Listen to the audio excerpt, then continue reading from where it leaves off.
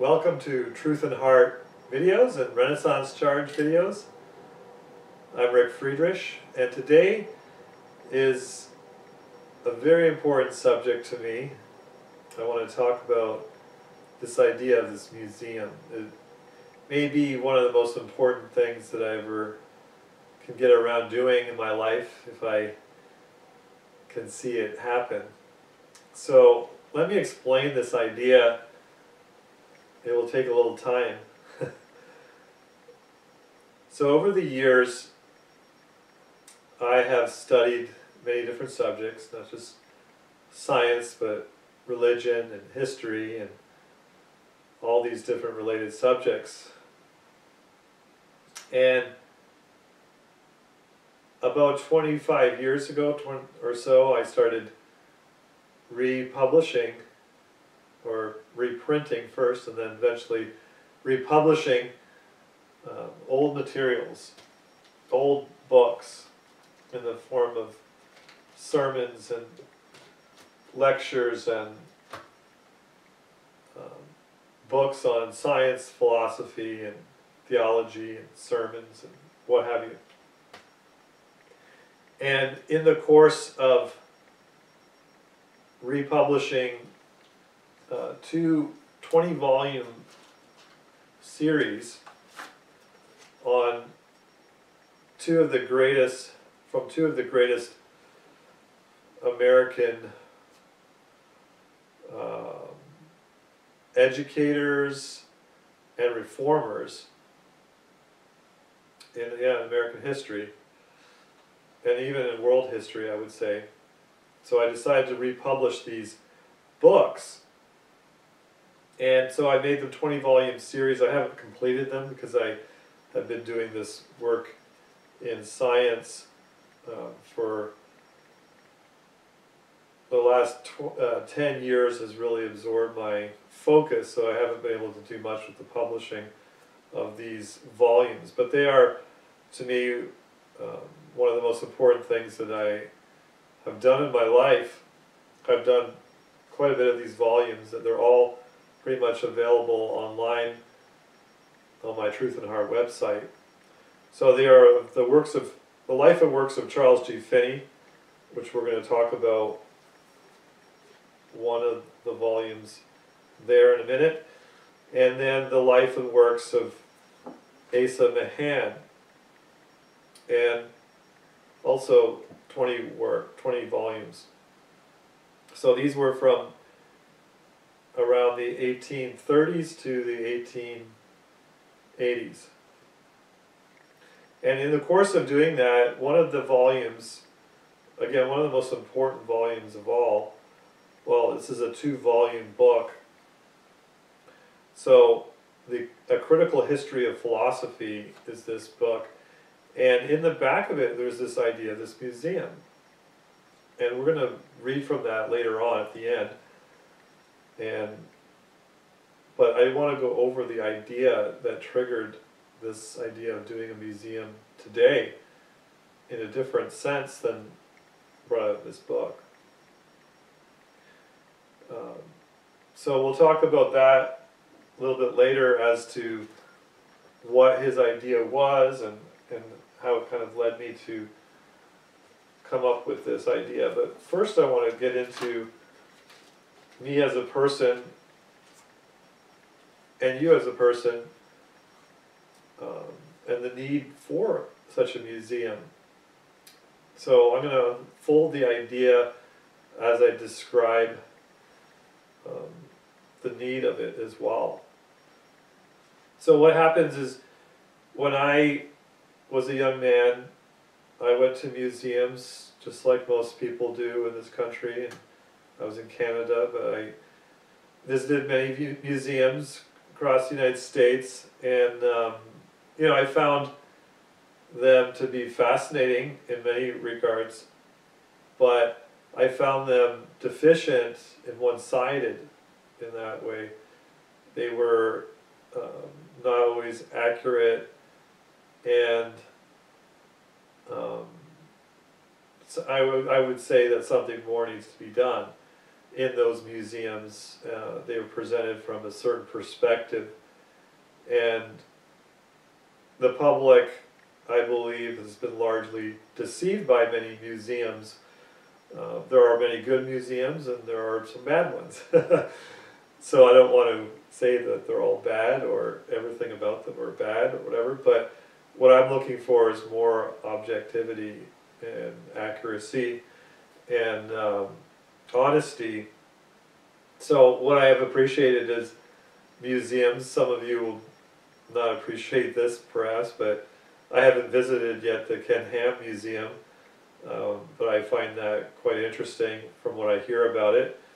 And I went down to the Institute for Creation Research Museum many years ago down in California, and that was interesting as a contrast to other, very large museums that are evolutionary based. And so I'm not talking about these kinds of doing a museum like these kinds of people have done. I'm talking about a completely different kind of museum, something that doesn't exist, something that is more along the lines of what we find online with Wikipedia, and more of an ideas museum, more comprehensive than natural history, but incorporating ideas, all ideas. And of course that's a never-ending project that would never be ever finished. It would be an ongoing, really the pursuit of knowledge in general. And so this idea has floated around in my head in various ways, and we'll talk about the way Mahan proposed. He was proposing a sarcastic museum. It didn't appear that he was ever serious in actually physically building one. He was just painting a picture in your mind so that you could draw legitimate conclusions from what he was saying. But the idea, once he presented it, triggered in my mind the idea of actually building a physical museum. And then over the years, I mean, this goes back over 20 years with me, and I actually first mentioned the idea on the internet. Probably I published that on my Truth and Heart website, my RPM GT school, around 2000, so 18 years ago now. So the idea has kind of been modified, and in view of my work in energy and technology, I have modified it again in another way. So again, the idea of this museum would be to create an objective environment that wouldn't be coming from a particular viewpoint as such. It would be trying to create an idea where you would have more objectivity in presenting the facts about a particular subject matter. So for example, if we were going to study or present a room, let's just say this would be an ever-growing museum with more and more rooms in which every room would really encompass a idea or a group of ideas that were related, which would be quite hard to organize that, but something could be done one way or another. And so you would have this physical construction of these ideas, in which initially my thought was to have this school that I had developed over the years, the RPM GT school, which really has never been a formal, it's not a formal school, but it would be an informal school of students and everybody would be considered a student, that would study at their own pace what they needed to study, and everybody help each other out, and which avoids all the evils and problems of the regular schools. And that's another whole subject that maybe I'll touch on a little bit later. But the idea would be that the students of the school would build this museum, and the idea, again, the students wouldn't have to be physically located in the same place. They could study more or less under the direction of the school, or they could more or less adopt the recommendations of the school. It's not to be some kind of rigid thing. So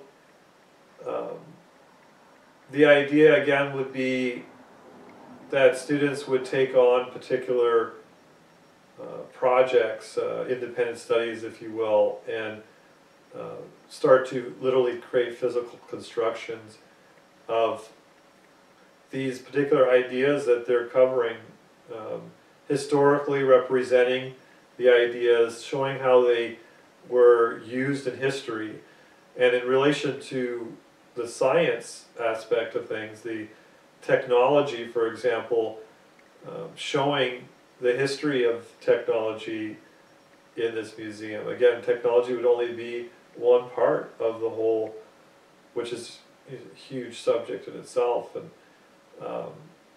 so the idea, again, would be a massive idea, but that you physically have a representation, even if it's not, it can be an online video, it can be, I view this idea as encompassing not only a physical location or multiple physical locations, but also an online experience and a video experience as well, an interactive experience in which you can not only visit some place online or in video, you can watch something on the subject, but you can also interact with it with social media. So I would incorporate all the innovations that are available today, and the idea would be actually like a 3D presence that you could come into in various ways. So there's a lot of different aspects of this that are possible, or some of them may never be able to be realized. They're too involved maybe. But I'm presenting all these ideas just in case I could never get this organized, and somebody else may want to. But nothing else has ever been done like this that I've ever heard of. Besides the internet itself being really kind of like that idea, it's just not organized, and the various places where we go to find such information and examples of this kind of idea are not reliable. They're not organized and they're not reliable. You have Wikipedia, for example, being organized but not being accurate, not being objective, and not having a proper representation of the different perspectives. And we live in a day where variety of perspectives is the gospel, if you will. Like it's not the gospel, but the standard, the expectation. But yet nobody really gives a fair representation of diversity of opinion and allowing for really objectively presenting all the evidence about a particular subject. You find censorship, you find agendas that people have, you find deception, you find commercial interests involved. And what I'm looking at doing is obviously we all have um, definite beliefs about many things that we are either certain of or very sure of, or various levels of conviction over, and we differ with other people on. Some of them are more important than others, these ideas. And um, when you're trying to evaluate truth and you're trying to learn about a subject, it's so very difficult to find any source of teaching that really gives you the fullest perspective on the subject that should be available. So what happens is people have to get a variety of books from opposing viewpoints before they can hear both sides, if you will, because most often people present their position in the most favorable light and they don't address the objections. Now, there are many things that these two authors, Charles Finney and Asa Mahan, with big long beards in their old age. They didn't have big long beards when they were younger. I've got other pictures of them.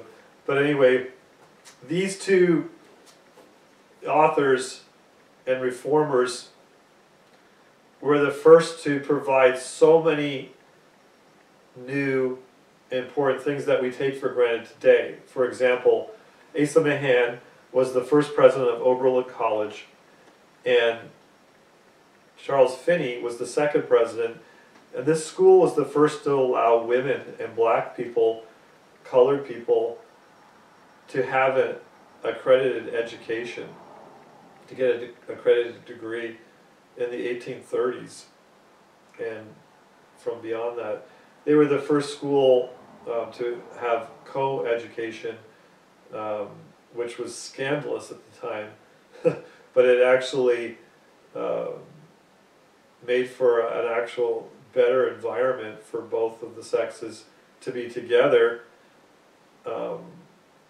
because when they were, this is off subject I know, but when they were together, when they were by themselves, boys by themselves acted worse, and girls by themselves acted worse, but in the presence of the opposite sex, they tended to have better manners.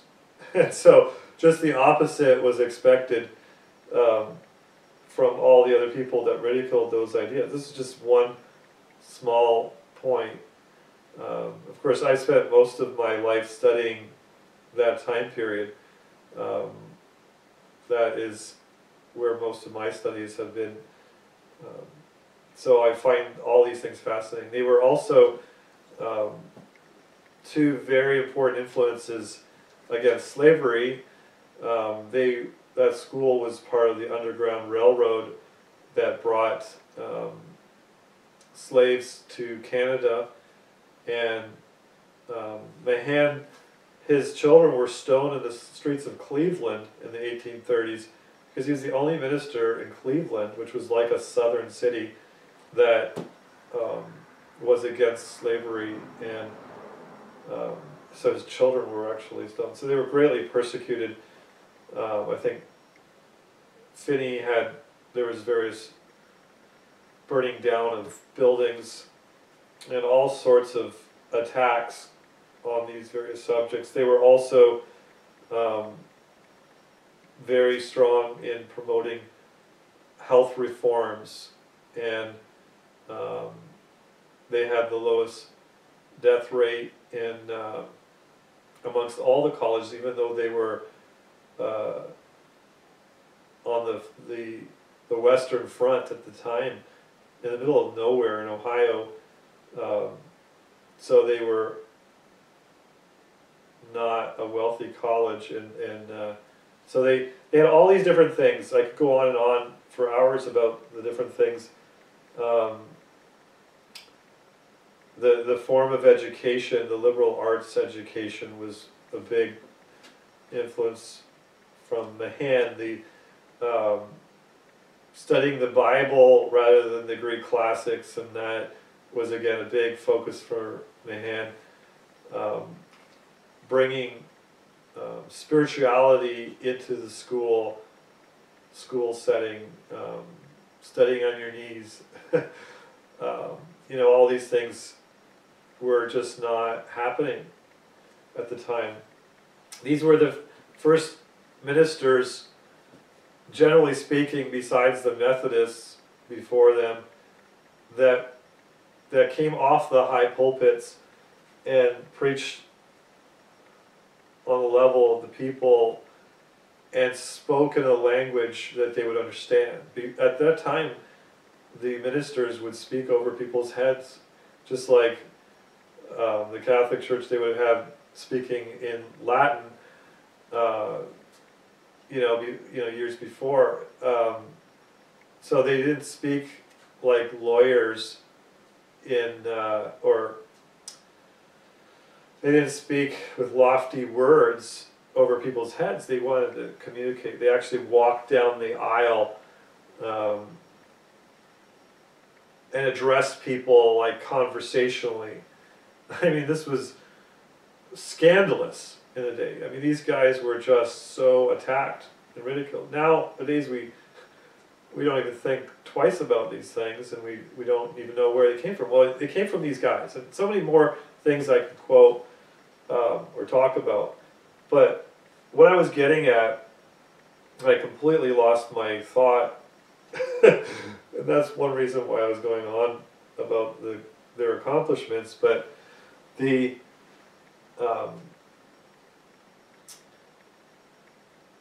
what they brought, let me talk about one thing that all the authors that I've published, republished, have promoted, is to speak with authority in the sense of not speculate. When they wrote about subjects, they were very thoroughly investigated them, and they presented them without weak arguments. And this is one thing that I really learned from these people, to when you try and present something, a subject, and you're trying to convince people of something, some truth, and you build this case up, present all your strong arguments and your good arguments, and then you end up throwing in a bunch of other maybes. This is a very bad practice to do, because if you use a weak argument, the people tend to question your strong arguments, and especially if they become mistaken, or people believe they're mistaken, you jeopardize your case. So when I find that Jesus spoke with authority, as it says in the Sermon on the Mount at the end there in chapter 6, 7, 8, 5, 6, 7, 8 or 5, 6, 7 of Matthew's Gospel, it says Jesus spoke with authority, and I sense from that a real assurance of belief and a presentation to people's conscience, presentation of a conclusion of the matter which is undeniable, with solid core evidence that amounts to proof. And that's what I want to see in this museum, because we live in this day of so much skepticism, which I want to talk about in a minute. But these guys, oh, I know what I was going to say now. It's the second point I want to talk about, how they freely allowed for diversity of viewpoints. That's what I was getting at with this whole thing. But I want to finish up that one thought, which is being able to present the subject matter in a definite, bringing finality to it, bringing certainty to it, if there can be certainty on the subject. And that's what I learned from these guys. These guys were my mentors. I didn't find really anybody else living today that has such authority, has such mastery of the subjects that they covered, and actually refrained from speculating upon so many things. And that's where you can see I've tried to do that. I've come nowhere near what these guys were in their lives at my age right now. And so I have everything still to learn in that regard. And so I want to encourage that to others. That's why I republish these works. I can't write as good as these guys did, but I certainly can promote their works. And so that was one of the main important influences that these people had on American culture, religious, philosophical, educational, scientific, goes on and on. They're long forgotten now. Finney isn't forgotten so much, but Mahan is very much forgotten. I was friends with his biographer some years ago, and have learned a great deal about their behind the scenes, their lives, and so I'm greatly fascinated by it. They're two of the most fascinating individuals in American history, in my opinion. And they're really untouched from scandal in the sense of you know, all these famous people in American history are not untouched by scandals and what have you. They had serious problems here and there. These guys were the most godly people that I've known throughout history. So anyway, I can't say enough about them. I talked about them a little bit in previous videos, but one of the things that I was going to get at, I ran off into a huge long tangent about their accomplishments, was Oberlin College, which now is just no words can describe Oberlin College today, and how it became what it became is another whole subject that I've talked about for years. I've been down there many times. Oberlin College has a large archive department, which is very useful, and I've been down there many times. And anyway, one of the things of the original Oberlin School that was beyond their music department, which was always has been phenomenal, but beyond that, and the revivals that they had back then, and the missionaries that were produced out of that school, if you can believe that, considering what it is today, was they had this practice where they would debate subjects out, kind of like an open forum.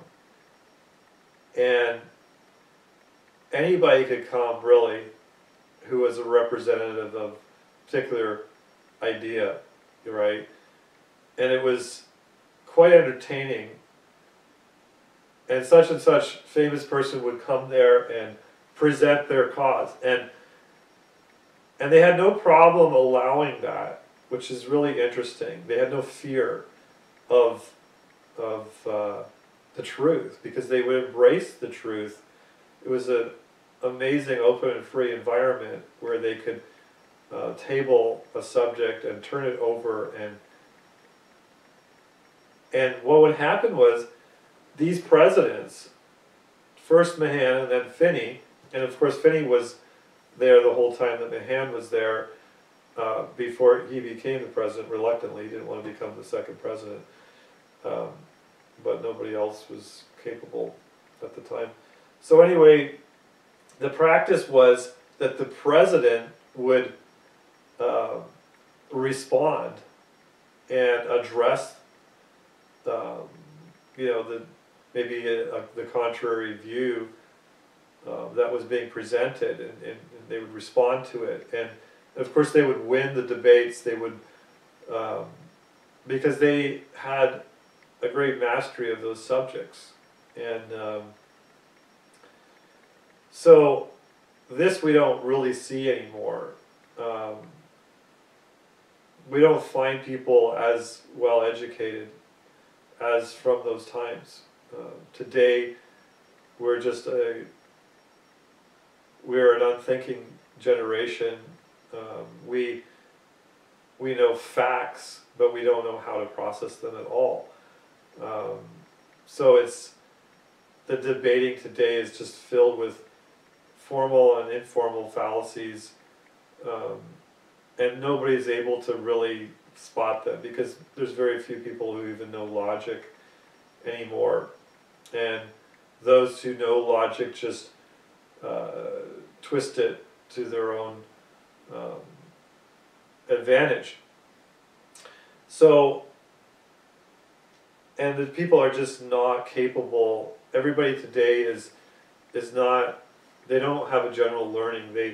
They study in one particular area and they supposedly mastered that area, but they're not well diversified in their education. And so, because they were taught to memorize certain things and get a degree and move on, and they're not really in love with knowledge itself. They're not viewing the creation as a gift from God to be explored.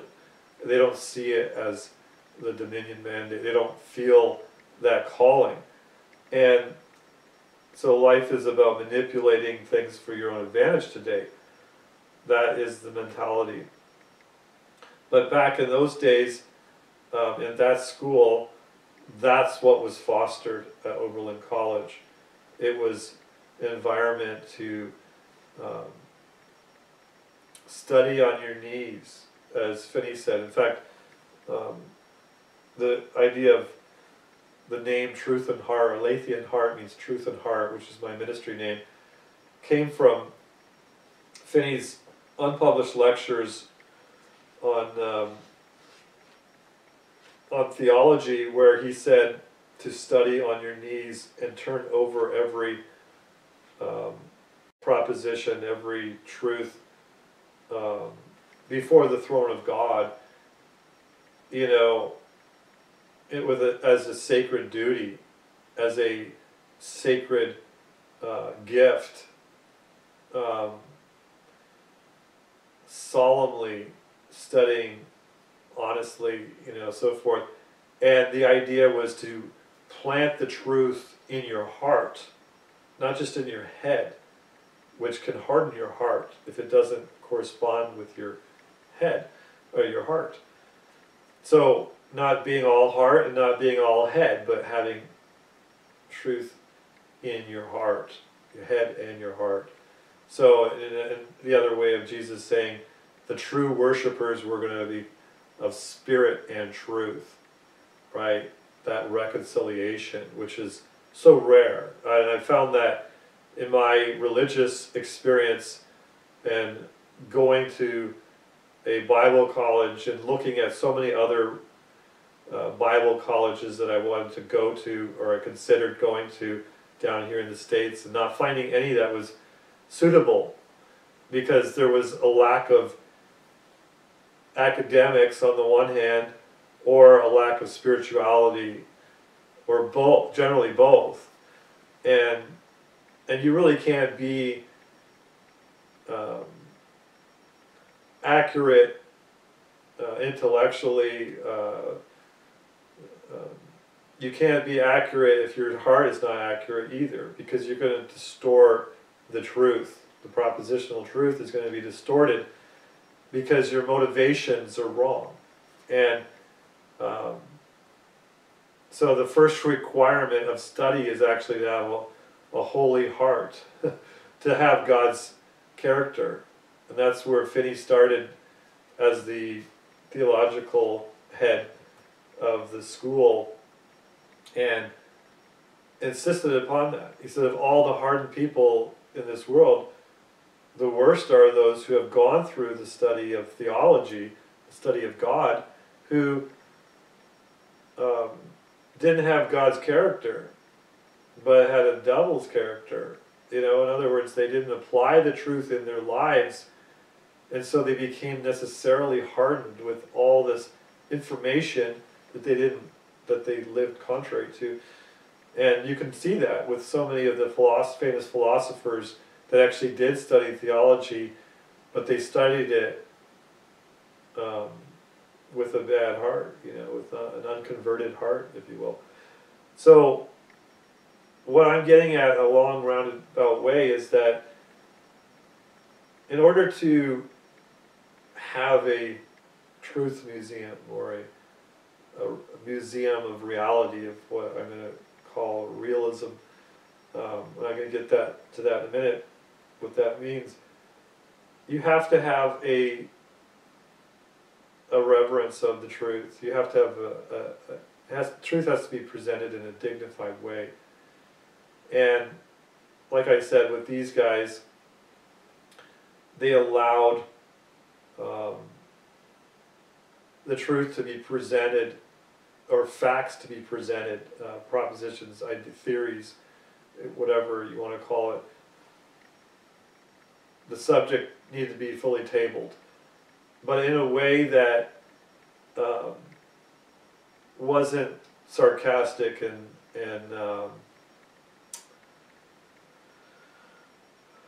it was for the sincere discovery of the answer, if you will, not creating an environment that that manipulates facts to get a certain result, using information to deceive people or commercially benefit from whatever. But really, we're talking about an idea of a museum now that really embraces the desire of truth for its own sake, come what may, And these guys represented that passion on all the subjects they talked about. So I would like to build this upon that kind of foundation, this museum, this idea that encompasses all of reality, if you will.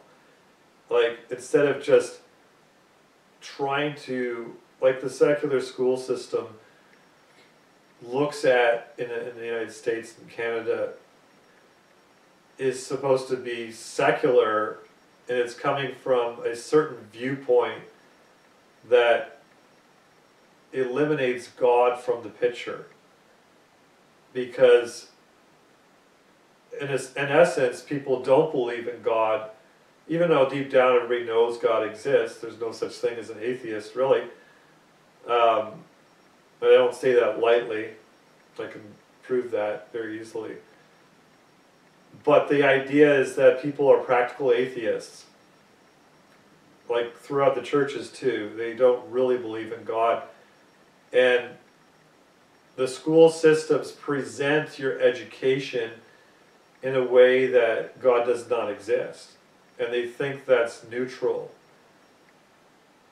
But the fact is, God does exist. And to present anything in a context that ignores anything is false. It's misrepresentative. So, for example, in my book, and we're going to be quoting from it today, that I just published, I show in there the error of the closed loop circuit and the affirmations of these various laws, like the last video, Kirchhoff's law. When people apply this as a universal law, when it isn't a universal law. It's only a law in a certain context. So to apply anything in a narrow context that you say is the only context, that's a lie, it's a deception. And so to educate students in a context that portrays life without God is absurd, for one, and it's a false education, right? Because it's creating a distortion of reality. And it's obviously intent on promoting atheism and secularism, and it's a huge debate. I know it's something, again, that needs to be tabled. And my point in this is not to say so much that we need to bring God back into schools. Don't misunderstand me. While I believe personally that's important, I also believe in having a proper discussion about it and properly tabling all sides. Even though a lot of sides are not worthy of even hearing, you could almost say, right? The point is, the fact that what was so good about these authors and what I'm trying to propose is the fact that people believe something means that it more or less has to be addressed. Unless it's not actually dealing with the subject at all. If there is a particular theory on a subject, let's by all means hear it. Let's hear it out. See if, really clearly understand what it is. And that's what I'm trying to say. Where do we find this today? Where there's truly an open context that really doesn't just attack another theory instantly without hearing it out. I mean, people are so impatient and disrespectful of others that they won't even table an idea. And that's how prejudice rules the day. People are so prejudiced against other theories. I'm not talking about racial prejudice here, I'm talking about intellectual prejudice. So what happens is, what should happen is that you have a healthy environment that's not afraid. Most people live in fear that their theories and their beliefs or their character is going to be exposed. And the upright man, the righteous man or woman, is not afraid, because their life should be an open book. Their heart, their character, they have everything to learn, they have everything to grow into before God. It's hard to convey these ideas fully because they are very comprehensive. But my point is that I'm trying to foster a healthy environment that respects other people, because frankly, what happens in life is that none of us have the same access to the same information or experience. Not even if we grow up in the same house, and if you were even joined at the hip with somebody else, there are people that are like that. You still have different experiences and different knowledge. So you're going to naturally have different views on subjects. And this is a complexity that God has put us all into, to show forth trial and love. In other words, love is truly tested and also shows its glorious presence in that diversity, where people can love each other despite the fact that they believe differently. And they can mutually influence each other on different subjects or the same subject, and you can have a growing knowledge base on that, based upon that, a grander idea, but most importantly, the idea of respecting one another and giving each other the benefit of the doubt where it can be given. And that is a beautiful thing, really. It's really one of the most beautiful things because it implies so many things. Patience and all these virtues, right? So what I'm trying to propose is that kind of context. I mean, most people are not, admittedly not virtuous and don't really make an effort to be in our day. I mean, it's a scandal that that's the case. At least some time ago, most people at least tried to, or maybe thought they were, or whatever. Nowadays, it's popular to be, it's cool to be bad, right? We are completely upside down and messed up today, right? So it's hard to try and promote this idea on such a large scale as what I'm proposing, because if you look, for example, online, and for example, all the forums, and you just go to all the schools and just any place where people are debating subjects, politics, religion, science, anywhere, you find that people are very impatient, illogical, and bitter, angry, impolite, blinded in so many ways. So it's extremely hard to insist upon these virtues and methods.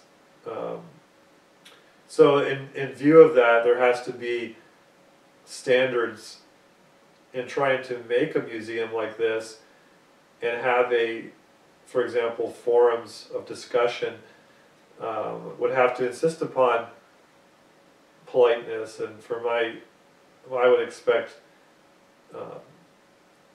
censoring profanity and anything that goes off subject that doesn't relate to the subject matter. And so I have developed a list of things that would be required,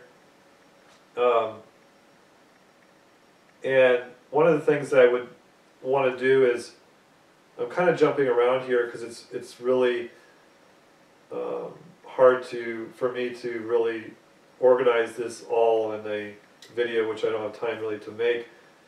So you'll have to bear with me as I kind of jump around, going around in circles with some of these topics. But one of the things that I would want to do is you create an idea in a particular room or a group of ideas, and then you have a forum, 2 forums per idea. So you literally create a thread, if you will, where you organize the idea and you present evidence. Now, I want to talk about that in a minute. What is evidence? Because people are largely wrong about what evidence and proof is. And that is the fundamental point that we have to focus on to make this kind of thing happen properly. What's lacking in all these museums and that is objectivity and coming to conclusions in the form of providing evidence that amounts to proof. And some things you won't have proof on necessarily. You'll have an open idea that still is being investigated, and even things that you come to proof of a conclusion doesn't mean that that subject is done with, that there's more development of that subject still capable. But what I want to get at is, if you have a forum, you would have, say, 2 forums on a particular subject, and the one forum is where people present evidence that's actually qualified as evidence, and they have come to a place of, or they're not engaged in profanity, presenting something that's not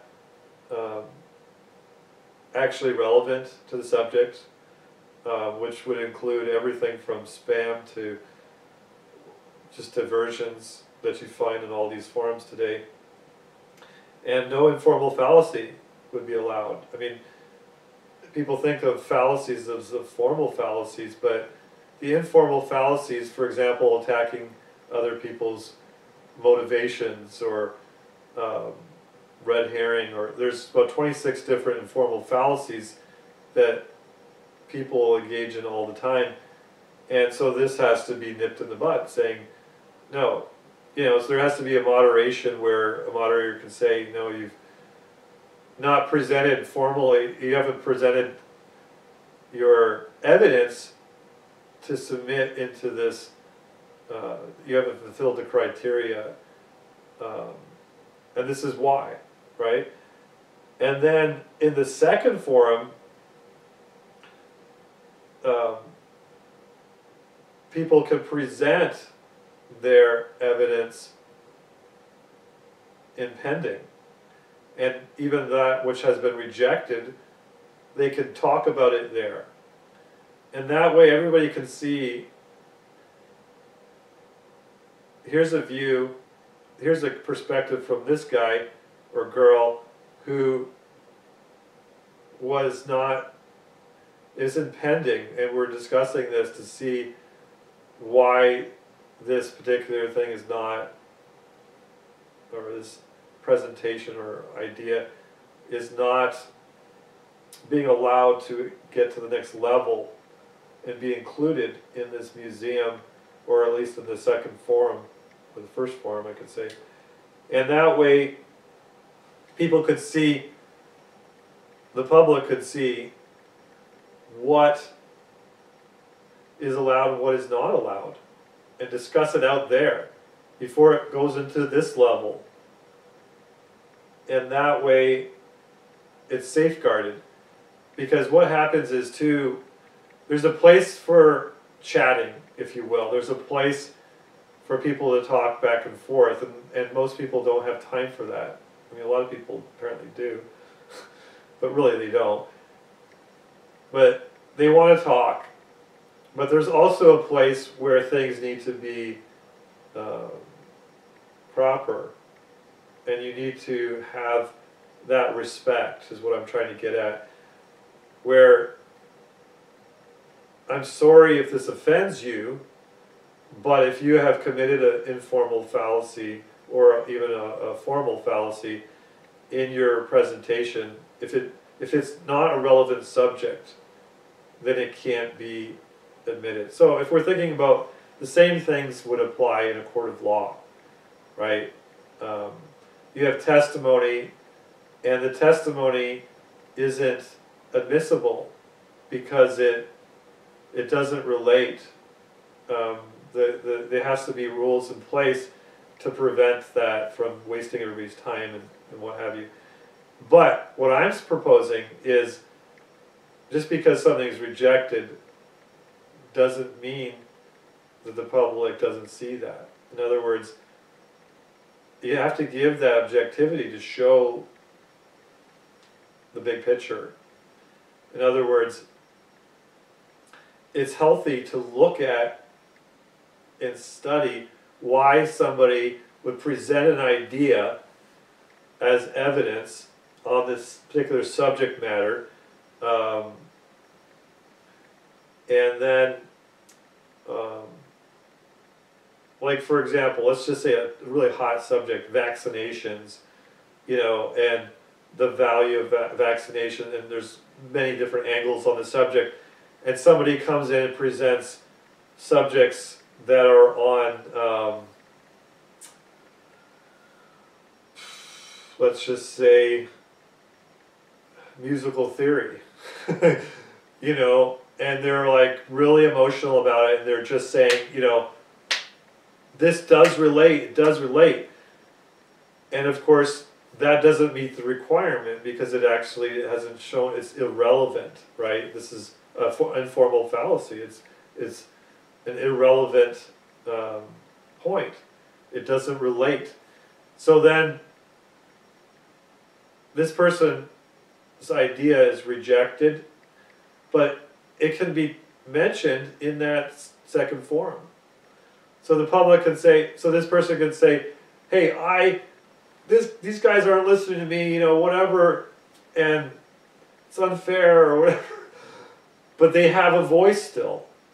And then people can see, okay, well, these are the types of things that are coming in, and it's good that it was rejected. I can see it. Now, you'll always find somebody to disagree with that, whatever, but there has to be this free environment to sort of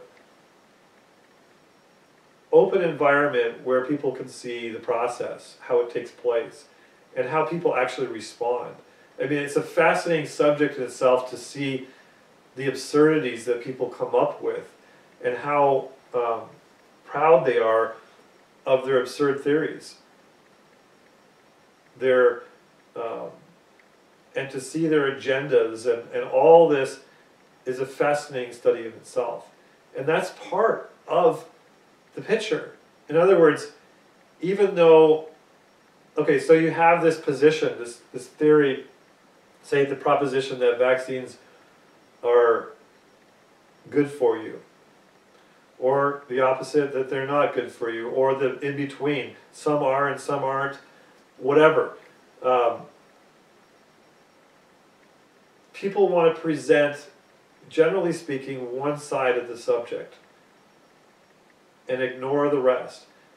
But really, when you study something out, it's healthy to see all the sides.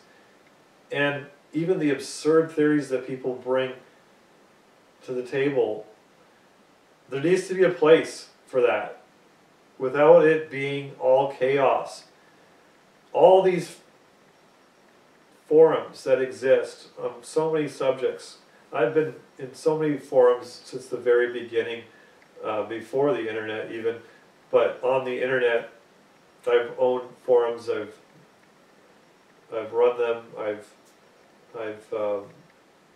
moderated them, and people are just allowed to say whatever they want. And so many people are disruptors deliberately, some people are just playing sport with it. So you have to control that, otherwise it's disastrous. So I've thought about various things, and I have this ways, but this forum, I have a way of recommendation on how to proceed with this all, and I'm all ears about that as well. But the idea of a forum is very important. Like I said, social media is a very important part of our culture now. It's not going away, so it had to be incorporated into this idea. But it has to be done with respect. And most social media has no respect. So it would have to be limited in the sense of, like I said, those various levels. At this forum, these are the requirements, much stricter, for example. But down here at the lower level, it's more what it is, it's more open, as long as it's polite and avoiding profanity. There's no point. So the forum is one idea in order to make this process happen of this museum. And again, the idea of the museum itself now, let's look at that.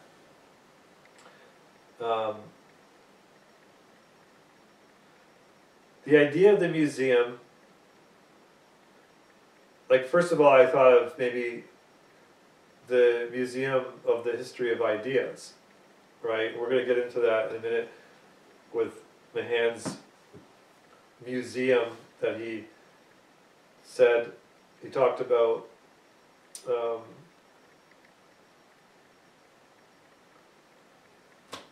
and so the idea is that I wanted to portray kind of like a concept like the encyclopedia, which is what Wikipedia kind of is online in a sense. In a way, especially starting with the most important um, ideas on all different subjects. And then, even before that, building the foundation of truth itself. There has to be a starting point, and you have to start with the foundation, rather than talking about some very controversial subject, and you've got no tools to work with. We need to look at evidence and proof and have some kind of basis in which to move forward upon.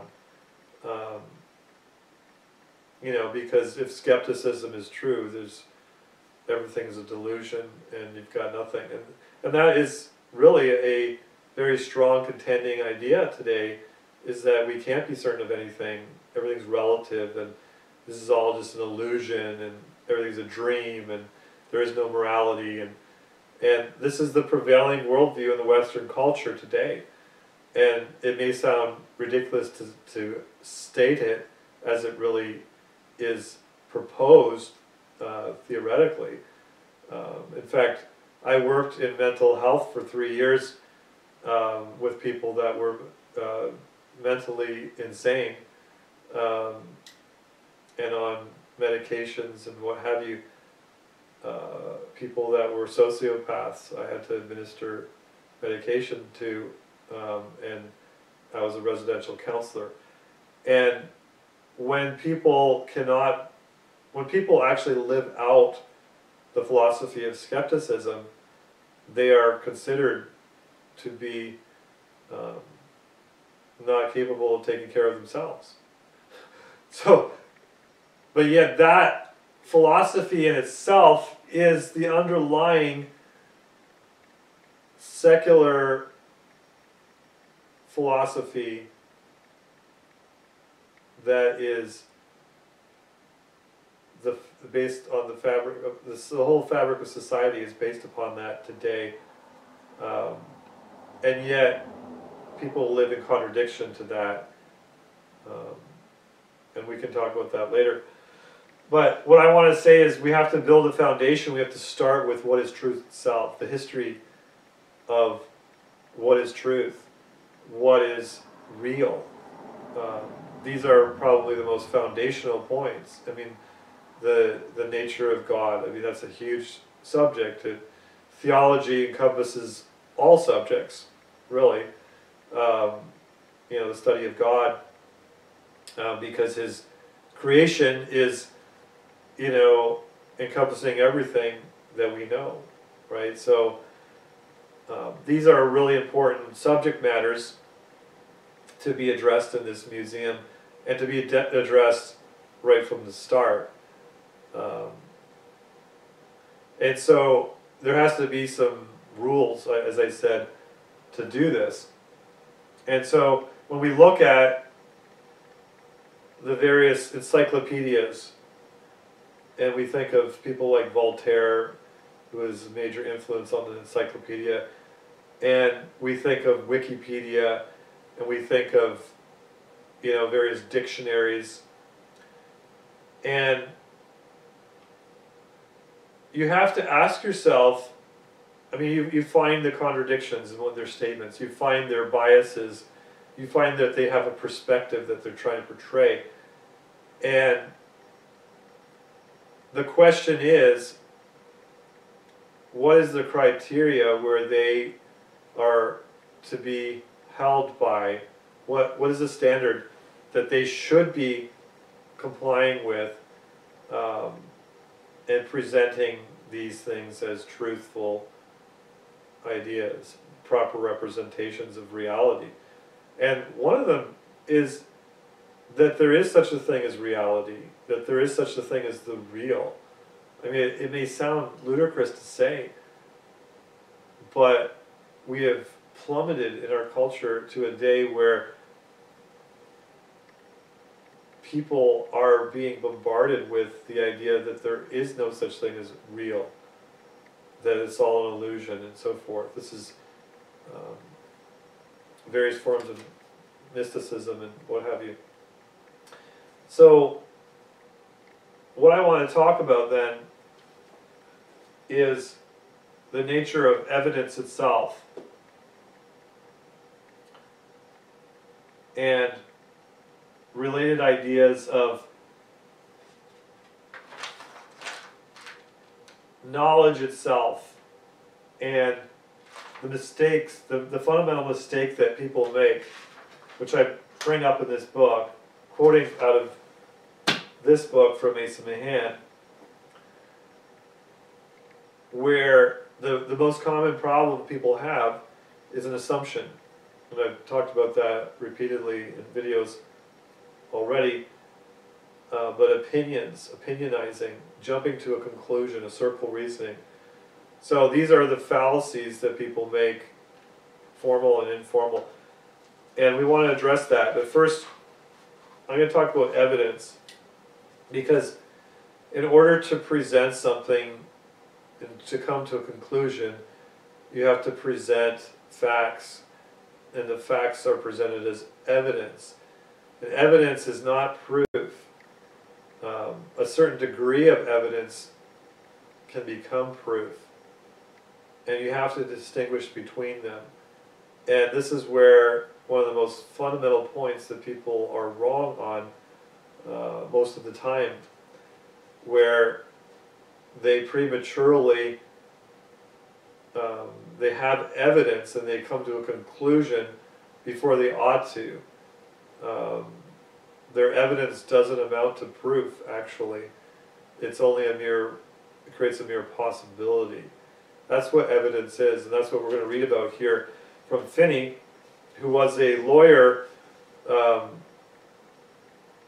with a sound mind back in the 1820s, and then became converted to Christ and took up a retainer for the Lord and argued his plea the rest of his life. And that's exactly how he preached, as he presented the evidence and he came to a conclusion, and he reasoned with the people as a good lawyer would. I'm not talking about the corrupt lawyers that fill the courthouses today. All right, so chapter 3, introductory lecture number 3, Finney says, the importance of a correct and thorough knowledge of the laws of evidence. 1. Without correct knowledge on this subject, our speculations will be at random. And that's what they are today. Look at the forums. They're randomly speculating because they have no concept of the rules of evidence, the laws of evidence, and how to really come to a conclusion. They don't even expect to really. Opinionization, whatever. 2. The ridiculous credulity of some, and the no less ridiculous incredulity of others, are owing to ignorance or disregard of the fundamental laws of evidence. And he says here, hopefully it doesn't offend people here, Mormonism is ridiculous credulity founded upon an utter ignorance and disregard of the first principles of evidence in relation to the kind and degree of testimony demanded to establish anything that claims to be a revelation from God. Now, I've studied Mormonism very extensively many years ago, and what he's referring there to is the testimony of Joseph Smith in claiming to receive tablets, and the testimony presented does not conform to a sufficient degree of testimony. And that's what he's saying. He wasn't saying that to offend people, but he was saying that it was over-believing is what he was trying to say. Believing in something because you want to believe it, because family believes it, because you have a feeling in your heart, so therefore it's true, which is what Mormons will say about their belief, and so it doesn't conform to the laws of evidence and testimony, is what he's saying. It's not sufficient evidence, doesn't amount to proof. It is a claim, and it's not verifiable either.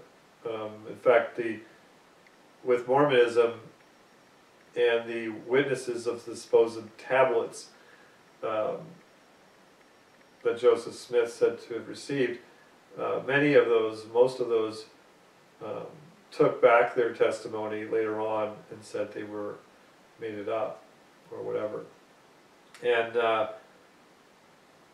so the foundation of that religion is not credible, is what he was saying. It's credulous. And then he says on the other side, so you have overbelieving and underbelieving. This is the problem. There's no proper balance with people, and it's not even in the middle. It's completely different. Embracing the truth when you ought to, and not believing in something before you ought to. Those are total opposites than these credulous and incredulous. So every form of religious skepticism, on the other hand, is ridiculous incredulity, founded in ignorance or disregard of the fundamental laws of evidence, as will be shown in its place. This book goes over that in many details. And an example of that is a book that I have on my shelf here somewhere, and I've talked about it before. And it was Simon Greenleaf's Testimony of the Evangelist, and he was a founding Harvard law professor way back. And one of his students challenged him to apply the rules of evidence to the Gospels. And he was like, great, because I'm going to destroy them, right? So as he applied the rules of evidence, he found them actually the highest rate of evidence in any literature in antiquity. And he said these are established as factual history, to be believed, to be accepted in a court of law today. And he became a believer and wrote that book. So here's what Finney shows in this book is a proper analysis of the Bible and the Gospels, if you will, just like Simon Greenleaf did. And you find, when you actually impartially study the subject, and I was a skeptic, as I've said before, in the same regard. I had no interest in believing in Christian things. I was turned off because of my family, for various reasons, from Christian things. I didn't want to have anything to do with it, but the facts overwhelmed me, and so that's another subject. But so what is evidence and what is proof, and the difference between them? Number one, evidence is that which elucidates, enables the mind to apprehend the truth. Very important point. It illustrates, it elucidates it, it brings it out. All right? Proof is that degree of evidence that warrants or demands belief, that does or ought to produce conviction. And these are very simple statements, but there's no more or less involved in those points, in those concepts of evidence and proof. And they're not to be mixed up. Point 3, every degree of evidence is not proof. Every degree of light upon a subject is evidence. But that only is proof which, under the circumstances, can give reasonable satisfaction. So there's a point where evidence can become proof when it demands conviction under the circumstances. And that is what everybody believes. If you really boil down, if you take numerous things in your life issues that you debate with people over, when you bring it all down to the ground, into the fundamental level, you will see that everyone does agree with this. And this is coming from, like I said, lawyers and what have you, who well understood those points in the court of law. So, and you could say, well, I don't believe in the courts of law, blah, blah, blah. But once somebody does something wrong to you, you automatically know those truths. And you apply them, and you reason them. You know, so you may deny them when you want to deny them, but when it really matters to you, then you see the truth of them. And that's what's so important. That's where the realism always hits home to everybody. So then he goes on to, this is a course of theological lectures, so I'm not going to get into that, but I wanted to mention the evidence and proof. So here's a couple, he's talking about the kinds and degrees of evidence to be expected. So this is again looking at another aspect of it. No impossible or unreasonable kind is to be expected. The evidence of sense is not to be demanded when, or expected, when the thing to be proved is not an object or within the reach of sensation. You know, it's like saying, what does orange smell like? It's a category mistake. You know, there's another fallacy, again, that we point out. So he goes on in various examples of that, and then he goes on to degree of evidence, not in general demonstration, as this would be inconsistent with the state of, I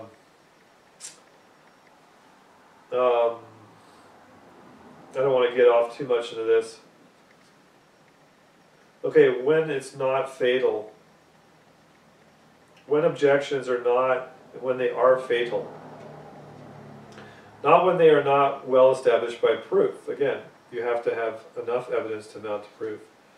Not when the truth of the objection may consist with the truth of the proposition with which it's intended to overflow or overthrow. So this is where you have people often pressing something when actually both sides agree on it. It doesn't prove the point any more than it would prove the other point. These are sound principles here. Not when the affirmative proposition is conclusively established by testimony, although we may not be able to discover, or although we may be unable to discover the consistency of the proposition with the objection. So you may not be able to answer an objection, but you can still hold to a truth. And that's often the way people argue to try and disprove something, by throwing doubt upon something. So you can throw an objection. Objection still can be, to an idea, can still be unanswerable or not answered at the time. I don't know how to reconcile that, but I know it's still true. And that's where it's very difficult. That has to be enlarged upon, but it's a point to definitely consider. Yeah, so it's not always fatal because it's unanswerable. So an objection is fatal when it is unquestionable, it's an unquestionable reality and plainly incompatible with the truth of the proposition with it against which it lies.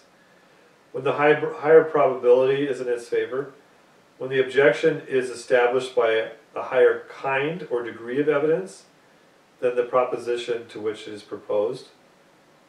For example, consciousness is the highest kind of evidence. An objection founded in or supported by consciousness will set aside other testimony. So when you know something is true, like for example your own existence, there's nothing that can contradict that to you. If you don't believe that you're real, that it's all an illusion, then I guess nothing really matters anyway. You know what I mean? So, I mean, that's one of the revelations of consciousness, is your own existence. You don't reason, I think, therefore I am, like the famous philosopher, you know. It's not that it's a logical deduction. I think, oh, that means, I must mean I am. No. You know, you already know you exist. In the knowing itself, you know your own existence. And so, that's an important thing to realize. So, anyway. Okay, so how objections are to be disposed of. If they're mere cavils without reason or proof, they may remain unnoticed. So you can just say what you want, but if you're not offering any proof, it doesn't, you don't even have to address it. Now, like I said, in this museum with the format, while if evidence is not presented, it wouldn't make its way to the first forum, if you will, because only that which is truly evidence gets presented there. But in the second forum, you still have a voice to say it.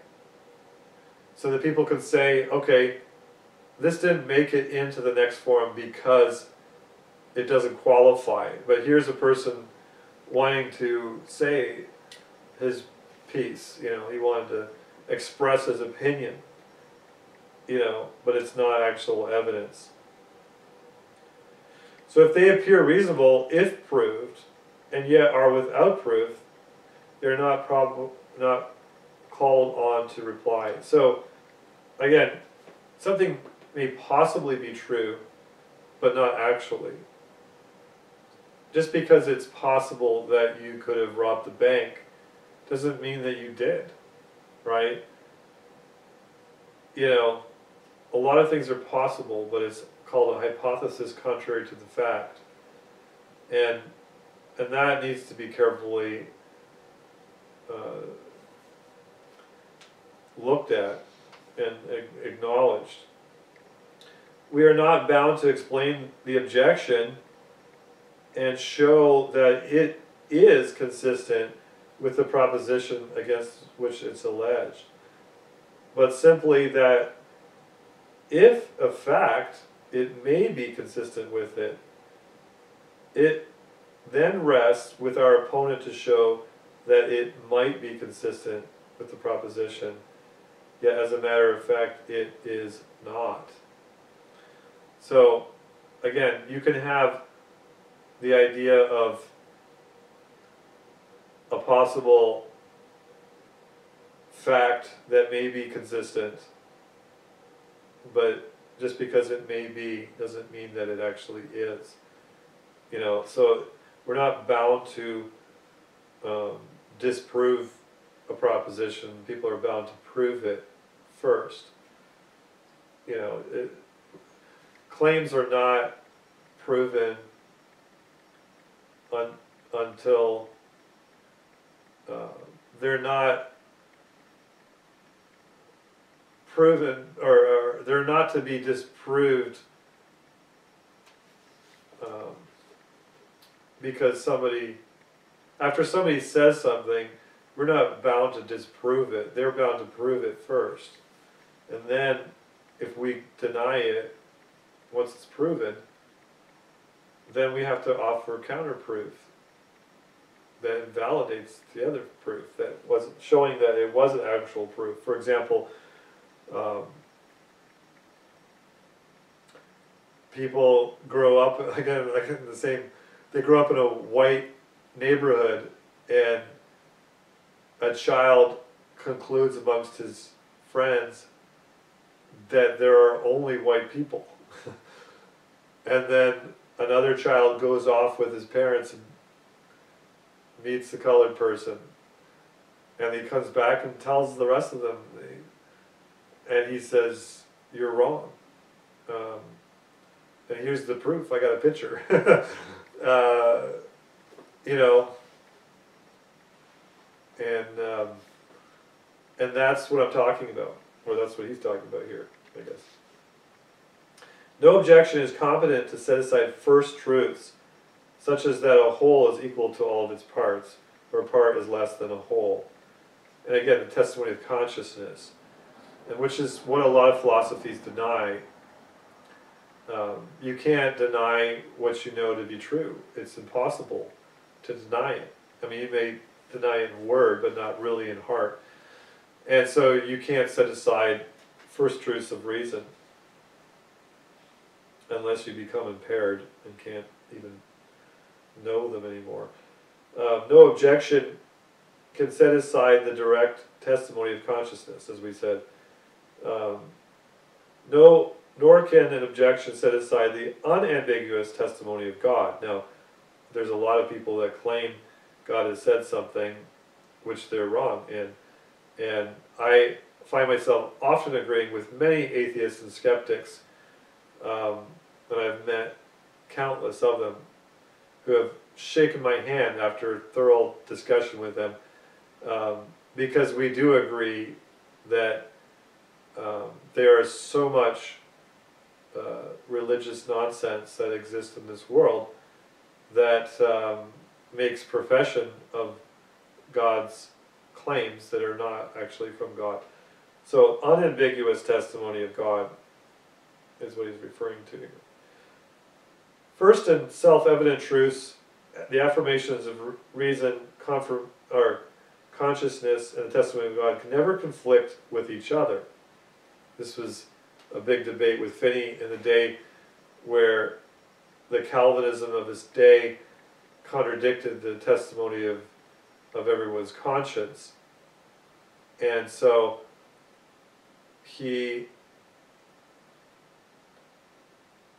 consciousness, actually, in that case, not conscience, but consciousness, and which people were saying all these absurdities that were obviously not true. And it was a misapplication, reading of the Bible, or what have you, some theological position.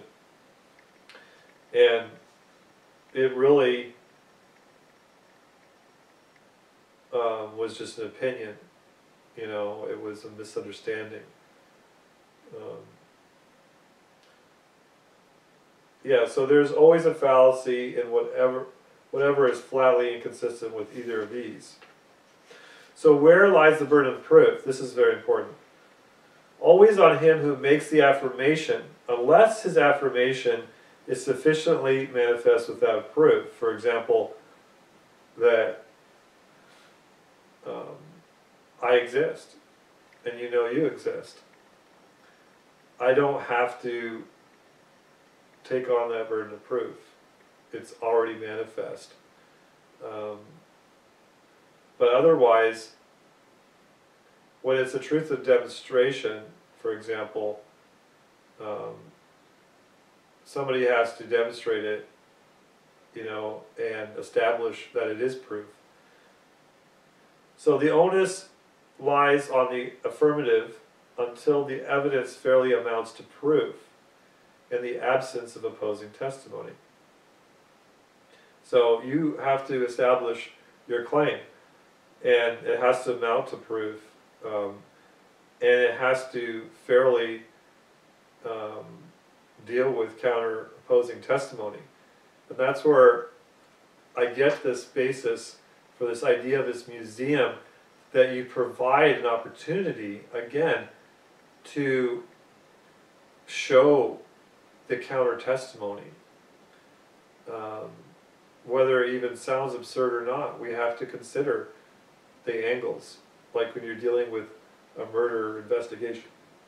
You know, you don't just present the first thing that comes as evidence. Oh, well, this guy was at the murder scene, therefore he definitely was the murderer. You know, well, how do we know that there wasn't somebody else? How do we know that somebody didn't do it by remote control or whatever? There has to be a motive for this individual to have done this. There has to be, you know, sufficient reason. And have you considered all the opposing testimony, right? So when the affirmative evidence amounts to proof, the onus is on the objector. So you have to bring in a reason for your appeal, if you will. That, again, it's not just that somebody has made a claim of proof. They have to have established that it was proof. So you have to look at these words very carefully and say, like if you look at the different definition of proof and evidence online right now, in the various dictionaries, they're not true. They're not correct definitions. They're just basically saying that proof is evidence, and they're not saying that it's sufficient evidence, because the worldviews of these people want to promote a skeptical framework. So what he's talking about, what I'm insisting upon as well, is that the onus is on the objector to disprove the claim of proof, and the proof has to already meet the criteria of what proof is. So every kind and degree of evidence that may as well consist with the negative affirmation of the proposition to be proved leaves the onus unchanged. So, in other words, if you have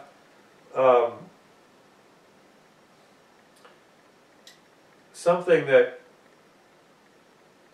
it doesn't make a difference on either side of the subject, it establishes your point as it establishes the other point, it isn't actually changing anything. This is how a lot of people argue. Well, this is in favor of my position. Well, it's also in favor of the other position. So, if that is consistent with both, then it doesn't change the onus, or the burden doesn't change the burden. When the evidence or an argument or an objection proves too much, as well as when it proves too little, it leaves the onus unchanged. So, over-arguing your point, under-arguing your point, doesn't change the fact. It has to be, you have to understand what you're doing and present properly. If you prove that nothing exists at all in your attempt to prove it, then what are we doing? What are we even talking about anything? If it's all, again, an imagination, if we're all just dreaming. So if an objection needs proof, the onus lies upon the objector.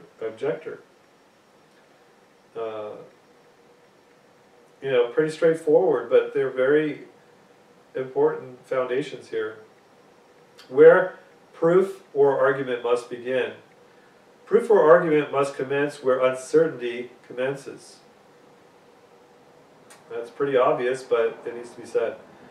Hence, all argument and proof take for granted such truths as need no proof, but are either axioms, self-evident truths, or such as are already sufficiently apparent.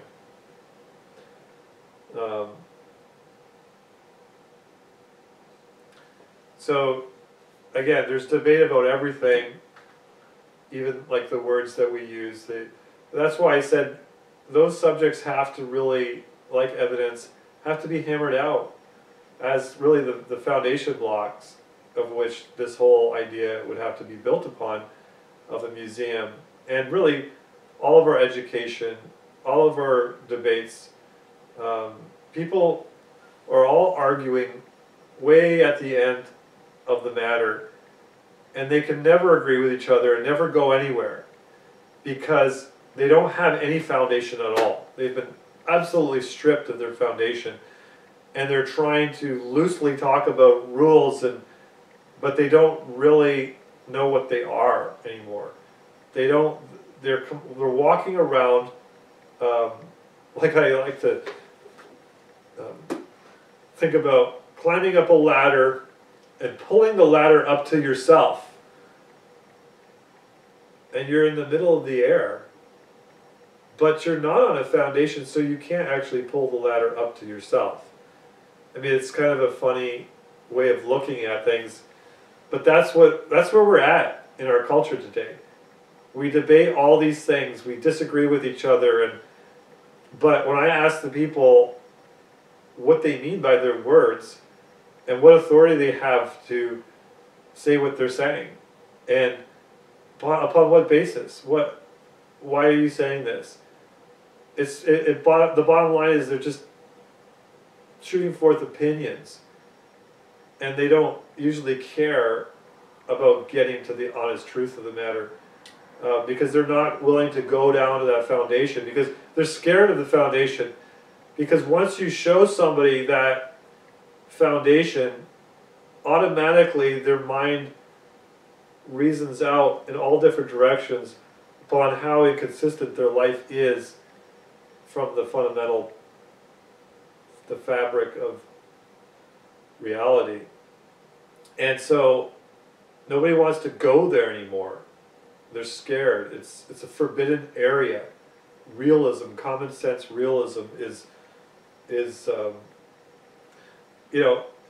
it's taboo on the one hand, but yet on the other hand, everybody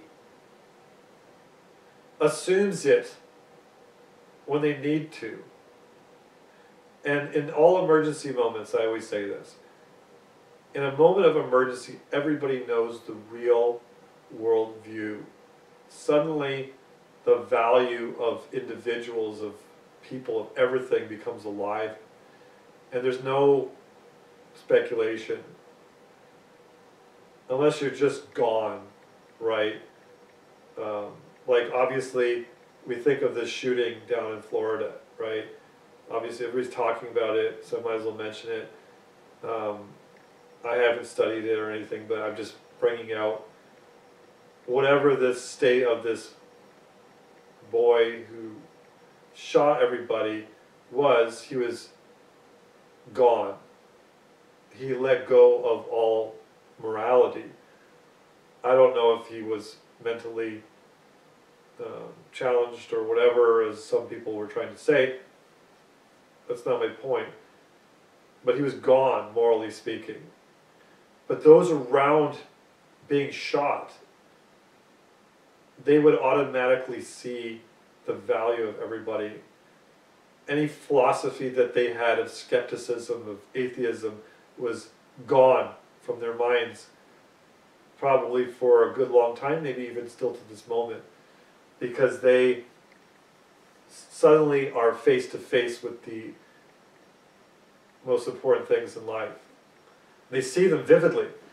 And so in argumentation too, people assume, and actually they don't even assume, they know these foundational principles that I'm talking about. And so what I'm trying to do is formulate them, bring them out, elucidate them, like I said, insist upon them and say, this is needed. And this is what I do with all my scientific research.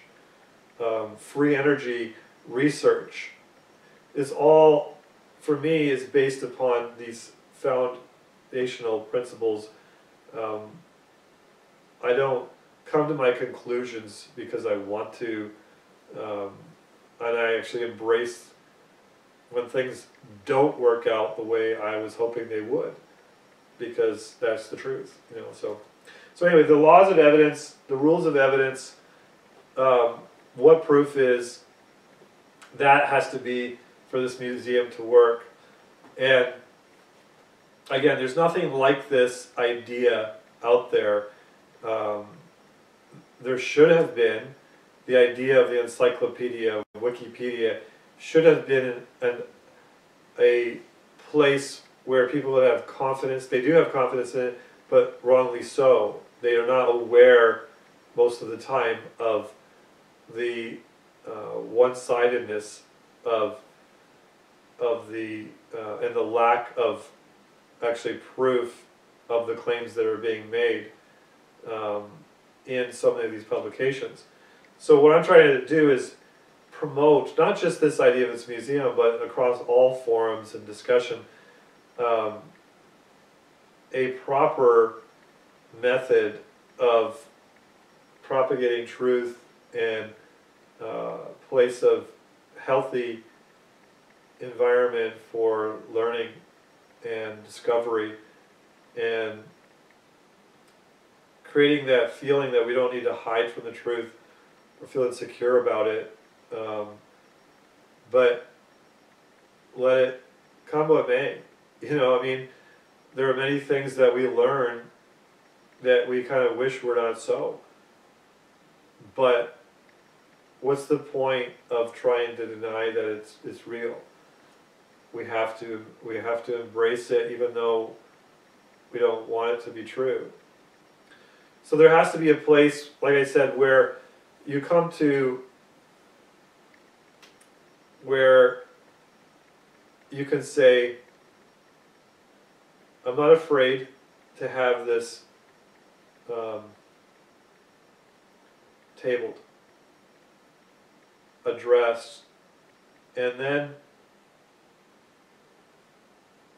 the person has the confidence, they can walk away from that. Now I've been involved in many conservative circles all across this country and back in Canada.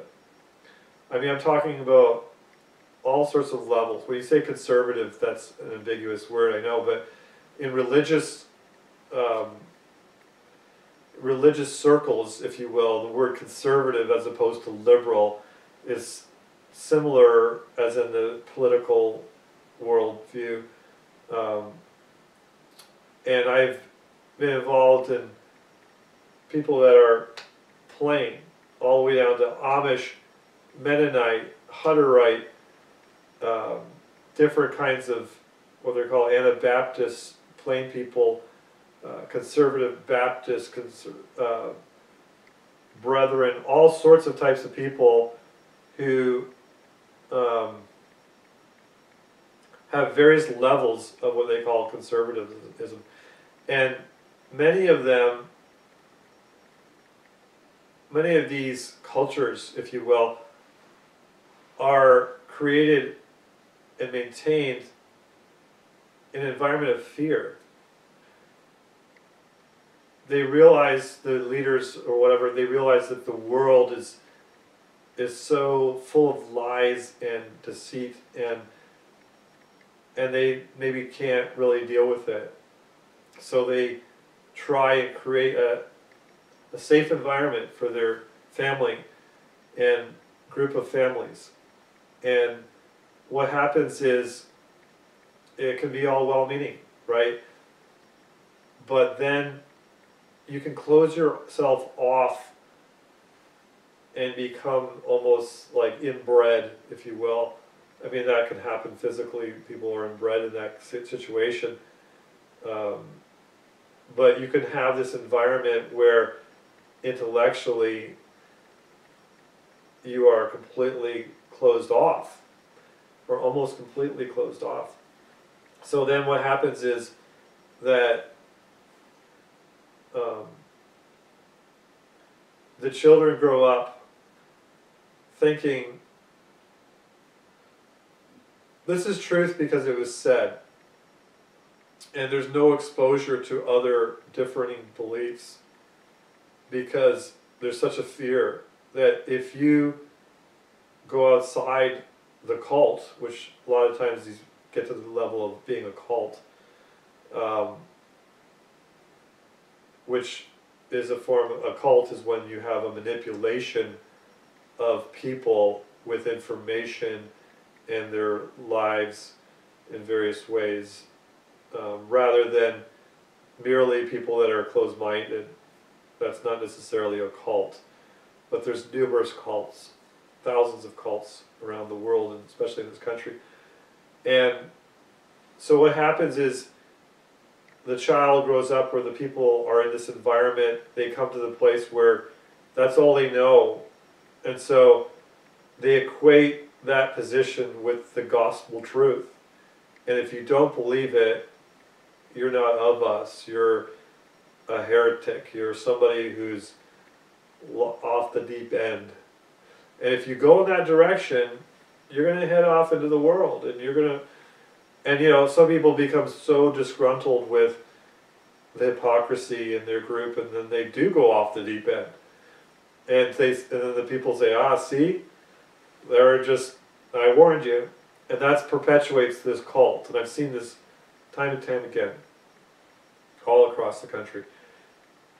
And so, but that also happens in non-religious settings, where people who are, like I get into with the science, that's all they know, they don't care about anybody else, and they ridicule any other belief.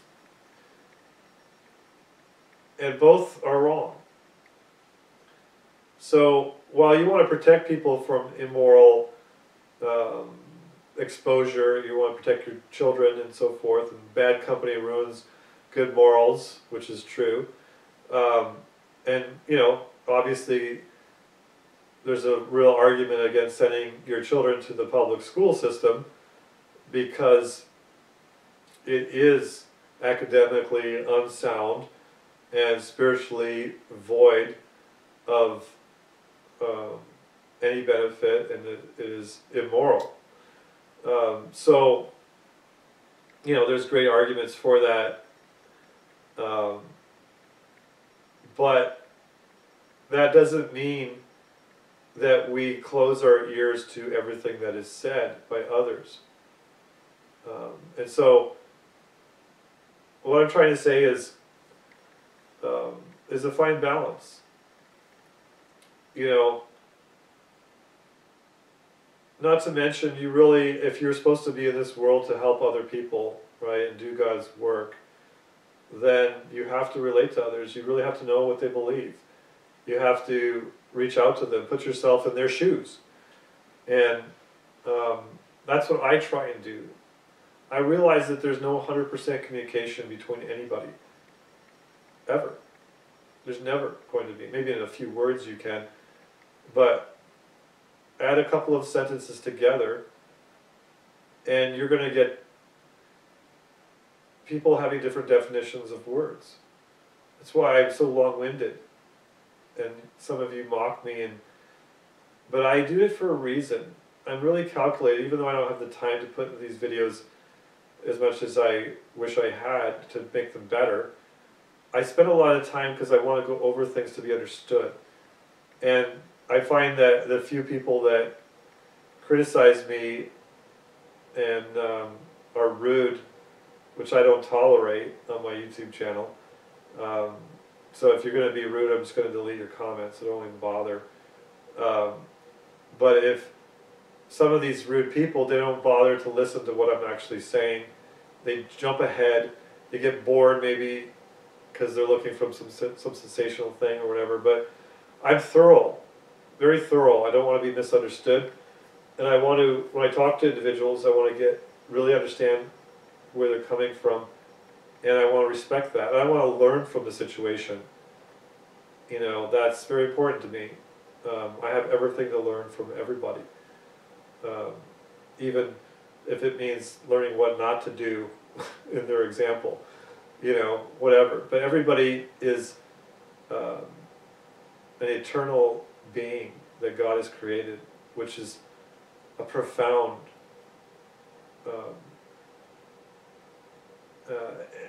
being with infinite value.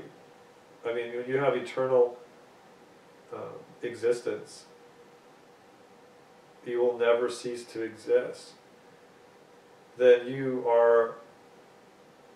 have incomprehensible value, and it needs to be respected, even if the person is morally unworthy, you know. So for me, I take that seriously. I love everybody, even if I hate what they do at times. Um, I always seek the good of every person, and I think that's what we all need to do. So anyway, um, again, a healthy environment of learning. So this museum has to do that. It has to incorporate the means of allowing the diversity of opinion. Opinions don't really count. So they don't count, and they can't be included in the final portrayal of the idea itself.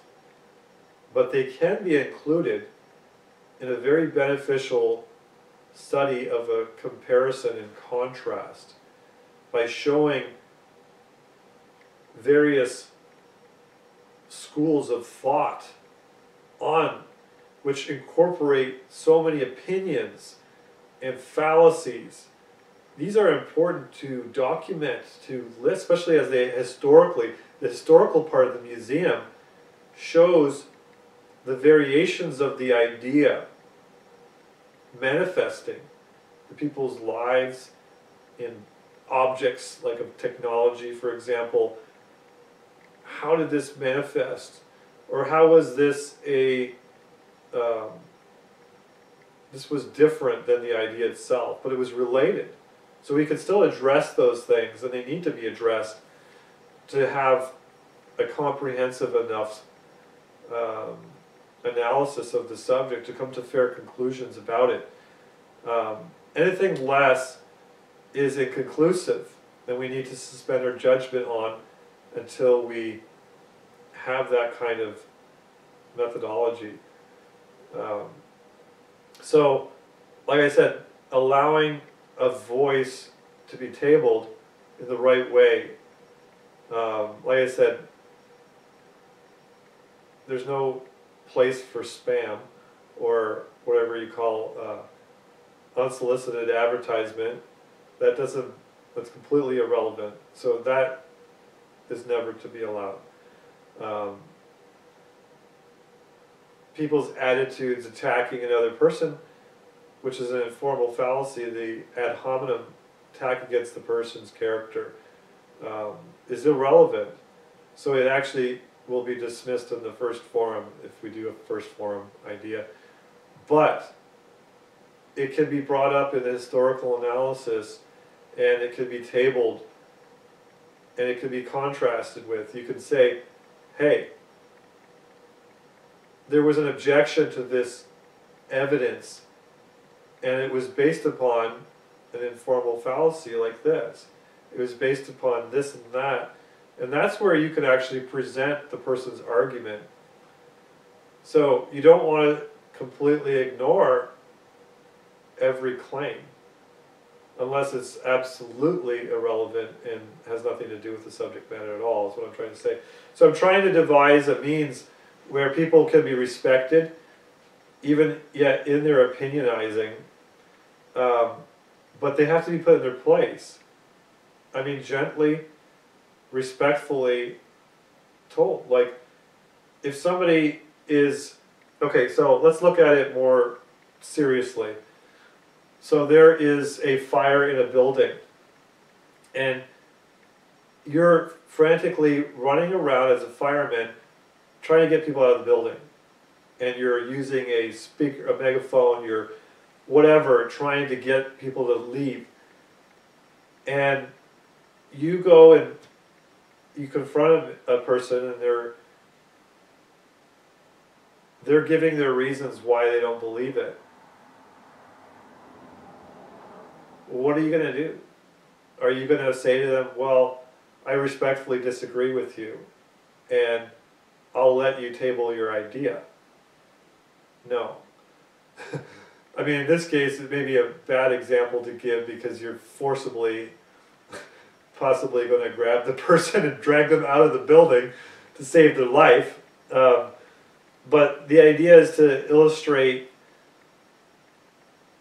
when somebody says something, you respect them as letting them have their voice, right? But at the other time, at the other extent, you have to say to them, you have to reverence the truth itself, and you have to present to them, if need be, why they're mistaken. And in this situation, you would have to simply say, just like any court would, that I find that this is not proof, or this is proof, and therefore your appeal is not, it doesn't meet the requirements of proof, and it doesn't change the burden or whatever.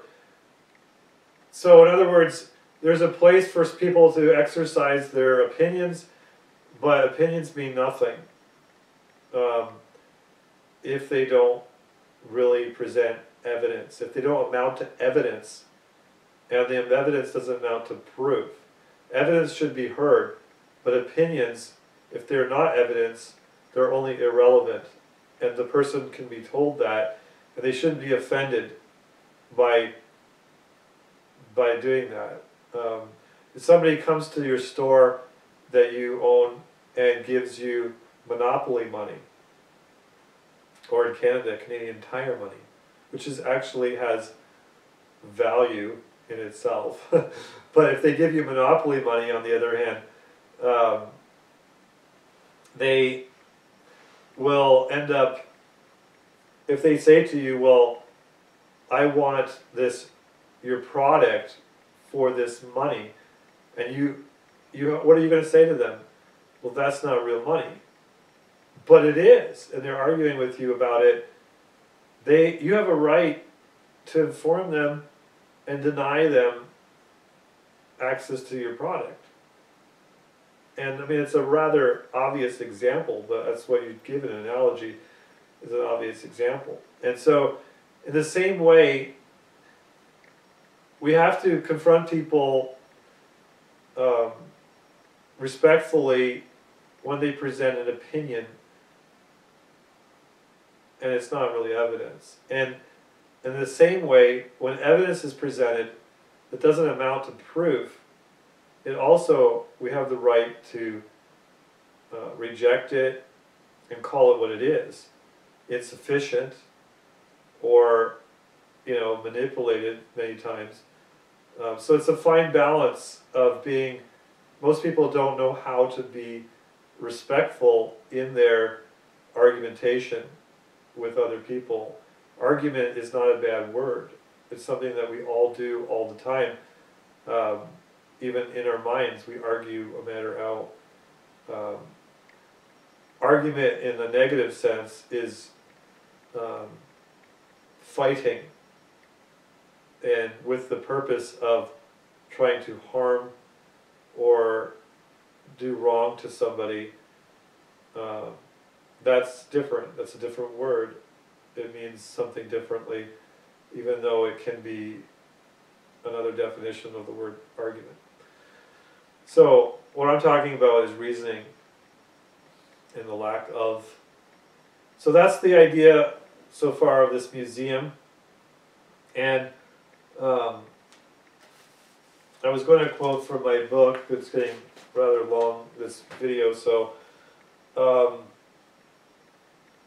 I will read some of the paragraphs here, just to jump around a little bit more. So as a young student, I had been thoroughly miseducated through the school system of the day. I had no appeal because I had no substance. It was ultimately boring, as it had no real prospects, the education system.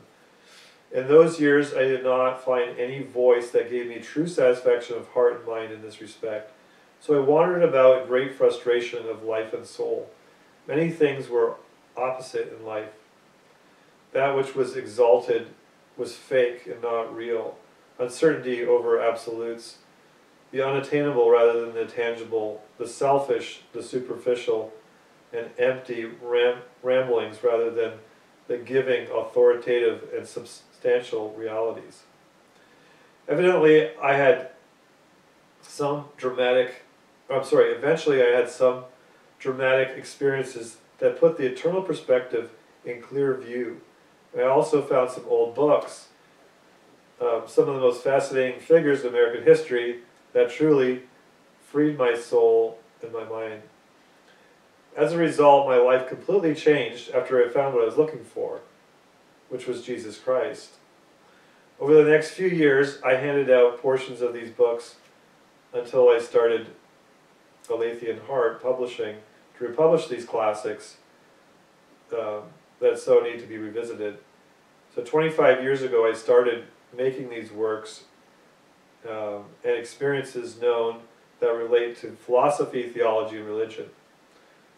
And over 100 of these works are in print, that I print, and many more on the truthandheart.com website library. There's thousands of either chapters or books or articles on that website. The point is that there are several very important books you can read there on the method of developing mental philosophy. So, Asa Mahan's mental philosophy book is on the website, which is vastly important to what the things that we're talking about here in this video.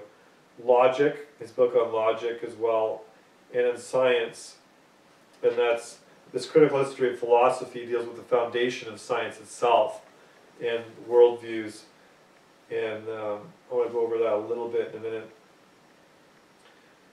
And then Mahan, so I go into this book, we get into, in the critical history of philosophy, he says, we shall attempt not only to expose the errors of science falsely so called, but at the same time to render plain the track on which real science conducts to the domain of truth itself. Truth, when fully apprehended, not only demonstrates to the mind its own validity as truth, but at the same time makes equally manifest error as it is. Error as constituted wholly of vain imaginations, wild assumptions, and false deductions. Now here's one of the most profound statements. I'll have to quote this one. Error always starts on the track of truth, and at particular points takes its departure from that path. Oh wait, sorry, I missed that point.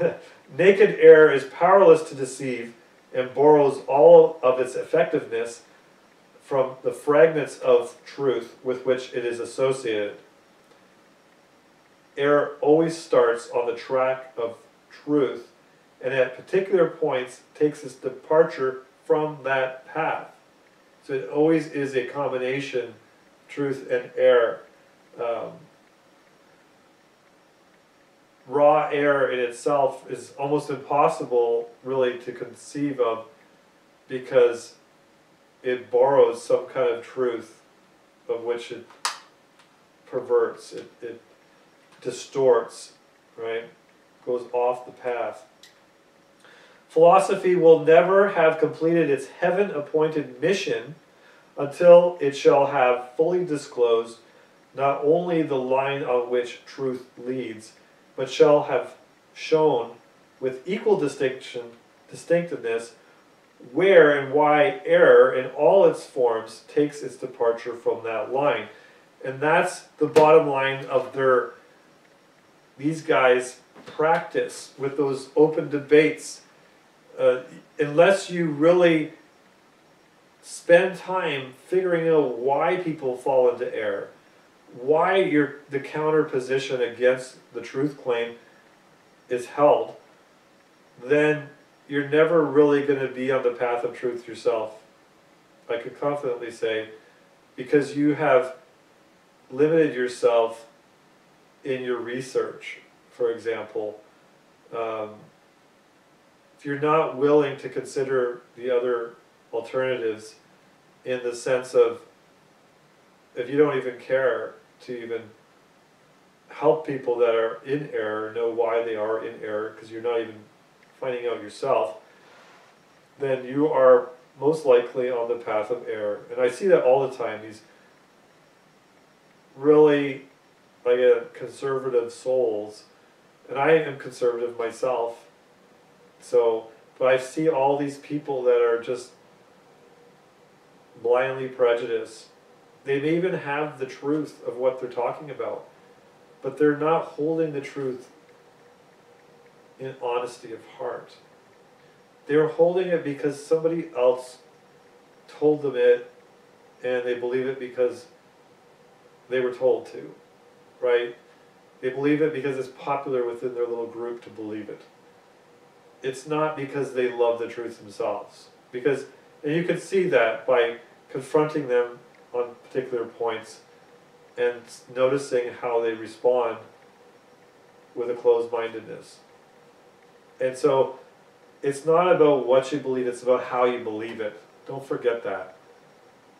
God doesn't care how many facts you have right. He cares whether you embrace the truth in your heart. You're a lover of truth. That's the believer. The believer is one who embraces the truth itself, no matter what the cost. They love the truth and so are saved. That is the only one who is acceptable in God's sight. People say, oh, well, we're all just prejudiced. We all believe what we want. Well, you're lost, man. You're lost. It's nothing to boast about. You're going against the fabric of the way God made you to not embrace all the truth. And it doesn't matter how insignificant the truth is. To cover up the truth is a lie, period. And to not be an open investigator is also a deceitful research. When you pick and choose what reality you want, knowing deep down that if you did a more thorough research, it would contradict your research conclusions, then you are fundamentally a liar, completely deceived. Even though you know you're deceiving yourself, you're completely deceived. And you've got no shred of morality in you, which happens to mean a huge sector of today's population, by admission, admits that. And then people deceive themselves thinking that they have good works. Your outward works mean nothing when your heart is not allowing the full embracing of all truth. Not that we can actually have access to all truth, but it's the state of mind that embraces all truth whenever and however it may come. That's important. That's the important thing. So he goes on to how can we know anything, and then what I was pointing out here is what is the context is the big question in this book, because again, going back to this book, one of the major points of the book is to show that the closed loop circuit is a very limited context, and all these laws pertaining to the closed loop circuit and the analysis of the conservation laws of energy are constantly appealed to justify these laws in a closed loop circuit. But these closed loop circuit are a limited context of electrical phenomena. If you have an open loop circuit, or an open circuit, multi-body circuit, as I bring out in this book, so it's a bigger context. It's the context of the whole world, of the whole universe, and in the same way, whatever truth you're talking about, you have to consider not just a narrow context, unless you're specifying that as a limited context, but you have to if you're making a universal claim, you have to really be universally applying it, considering it. So anyway, I talked about that, and so many forms of error are confusing a limited context and ignoring the broader context. Like those children who thought there were only white people. And then the world got bigger. And so, just because they had only seen white people, does that mean automatically, were they justified in concluding that there could only be white people? No. In fact, we're not white, we're kind of pink. So whatever. The point is, there are times when things are probable, we can come to a probable conclusion, and then there's a certain conclusion, absolutely certain. And those are different levels of certainty. And so people have to realize sometimes there are things that we only know a certain bit about. It doesn't mean that we can conclude a universal about it yet. You know, we haven't even seen all the life forms on this earth. In the oceans, for example, we only know a fraction of what exists, and finding things new all the time. Can we conclude what's in the ocean yet? No. So that's what I want to talk about. So principles as distinguished from assumptions, I can't get into all these. Opinions, belief, conjectures as distinguished from facts of real knowledge. And so these are important. They're in this book in brief, but they point to these books. And these books are unlike anything you will ever find. I can guarantee you that. There's still no critical history of philosophy. This was uniquely written at the time, and nothing has come close to it since then, as far as I've seen. So now, these I republished actually in the year, so this is from 1883, and just a brief explanation of this book, because this is the basis for this whole museum idea. So in 1870, he first published the introduction, which is about 100 pages, which I have published by itself, and he passed that around to the greatest minds that he could find in that day, the greatest thinkers, and they resoundingly said, go forward with this work and do it. You've got a unique idea, you know what you're talking about. And so that was, it took 13 more years for him to finish this book, which is 1,000 pages in the 2 volumes. And you can see it's at the end of his life. He died only 6 years later, and he was born at the turn of the century. And I mean, this is an incredible book. I'll never stop reading this book. It's one of the most important books I've ever read, and will continue to read. And so, in the first section, he outlines there are 4 basic worldviews or beliefs about reality in itself.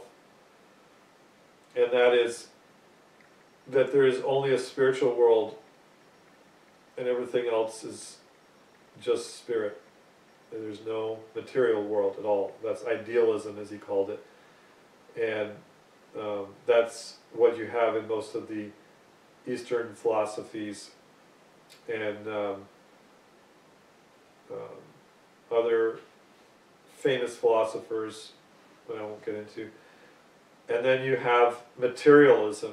This is the exact opposite. There is no spiritual world, spiritual reality, and there is only a material world, chemicals and particles and what have you, and everything really is a delusion in the sense of our everything that we know in our mind, and that is just a chemical process of, and the evolution and so forth.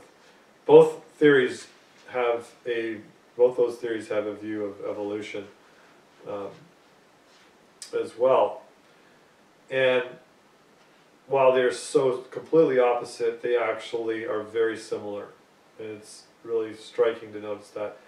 Then there's another theory that says there is neither a physical material world or a spiritual existence, and that is the view of skepticism. And I think it was Aristotle that said, talking to one such person, said, I might as well leave you and go and talk to somebody who does really exist, as a kind of a joke. I'm not sure if that was Socrates or Aristotle that said that, but anyway, it may sound like a joke, but that, like I said earlier, the prevailing theory, the prevailing assumptions of our secular society today are based upon the skepticism. And it's, like I said, it borrows from the truth theory, which is the fourth position I'm going to get up to. But it ends up making these affirmations when it wants to. When it's convenient. When you can create the dissolving of moral responsibility, then skepticism is trumpeted and claimed as the authority, as the true position. But nobody actually, again, believes that. Because when somebody does something wrong to you, you instantly disbelieve the assumptions that are being made based upon that theory. You know personally that you exist. You can't deny it.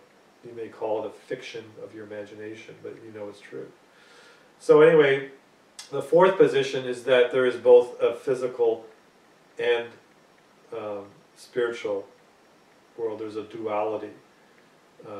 There's two different, opposite realities that we're aware of, which we cannot deny. So he brings out the fact that those three other positions all make an assumption at the very beginning of their stated belief, and then proceed to logically articulate their whole philosophy, which then follows that first assumption. And so what happens is people don't recognize the first assumption is the only mistake in their position, and they don't argue that point out, and then they can't win the debate on the subject and bring the person into the truth because they're not dealing with the heart of the matter. So so he checks that whole idea of assumptions right from the start. It says, your eyes, your internal sense of consciousness are actually revealing to you the absolute truth. And you say, well, Rick, my eyes, they're not very good. And I mean, obviously I'm wearing glasses, right?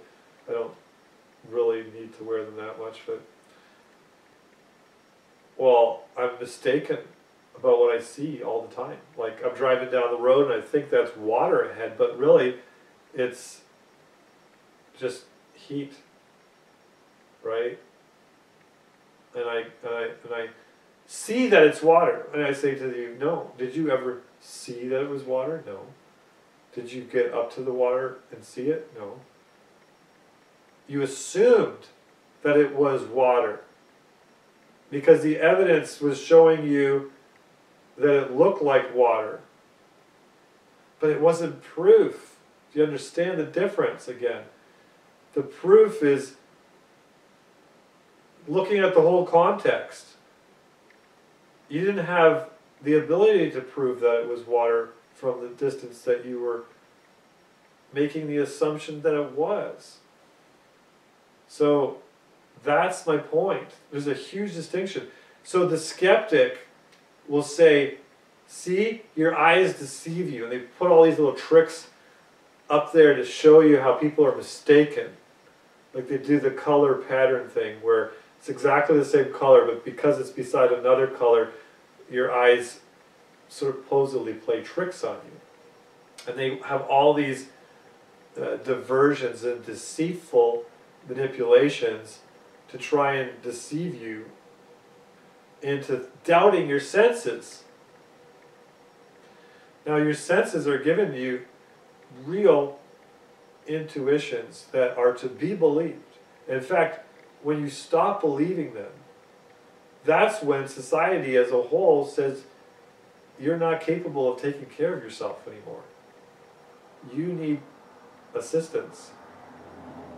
And if it gets to such an extent, you actually have to be locked up because you're going to hurt yourself.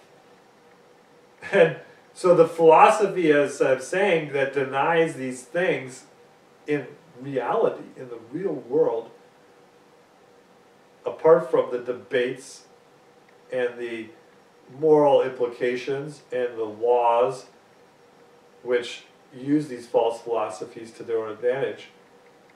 In real life, when this happens, people recognize the person is really in trouble because they don't even believe in what they know is true. So we all know that our senses are telling us the truth. But it's the mistake that we make is we confuse evidence with proof. And our assumptions play into the mix. And that's the key point. That we have to get beyond our assumptions and check our assumptions and hold them accountable. And that's where opinionizing doesn't matter. We don't care about opinions. Right? So anyway, he elaborates all these, he goes through the history of philosophy, not some kind of disconnected, rambling, this guy believed that, and what have you. He organized everybody into one of those four categories, and there's obviously subcategories within those four. And it's brilliant. It's brilliant, as the British would say. It was something that nobody had ever done. I was trying to do a similar thing with this book where I was organizing all this massive information about all these free energy systems, right, and related concepts, and I tried to bring them into a categorization so that it made some meaning out of the madness. Because that's what I find with people, they just don't know where to begin.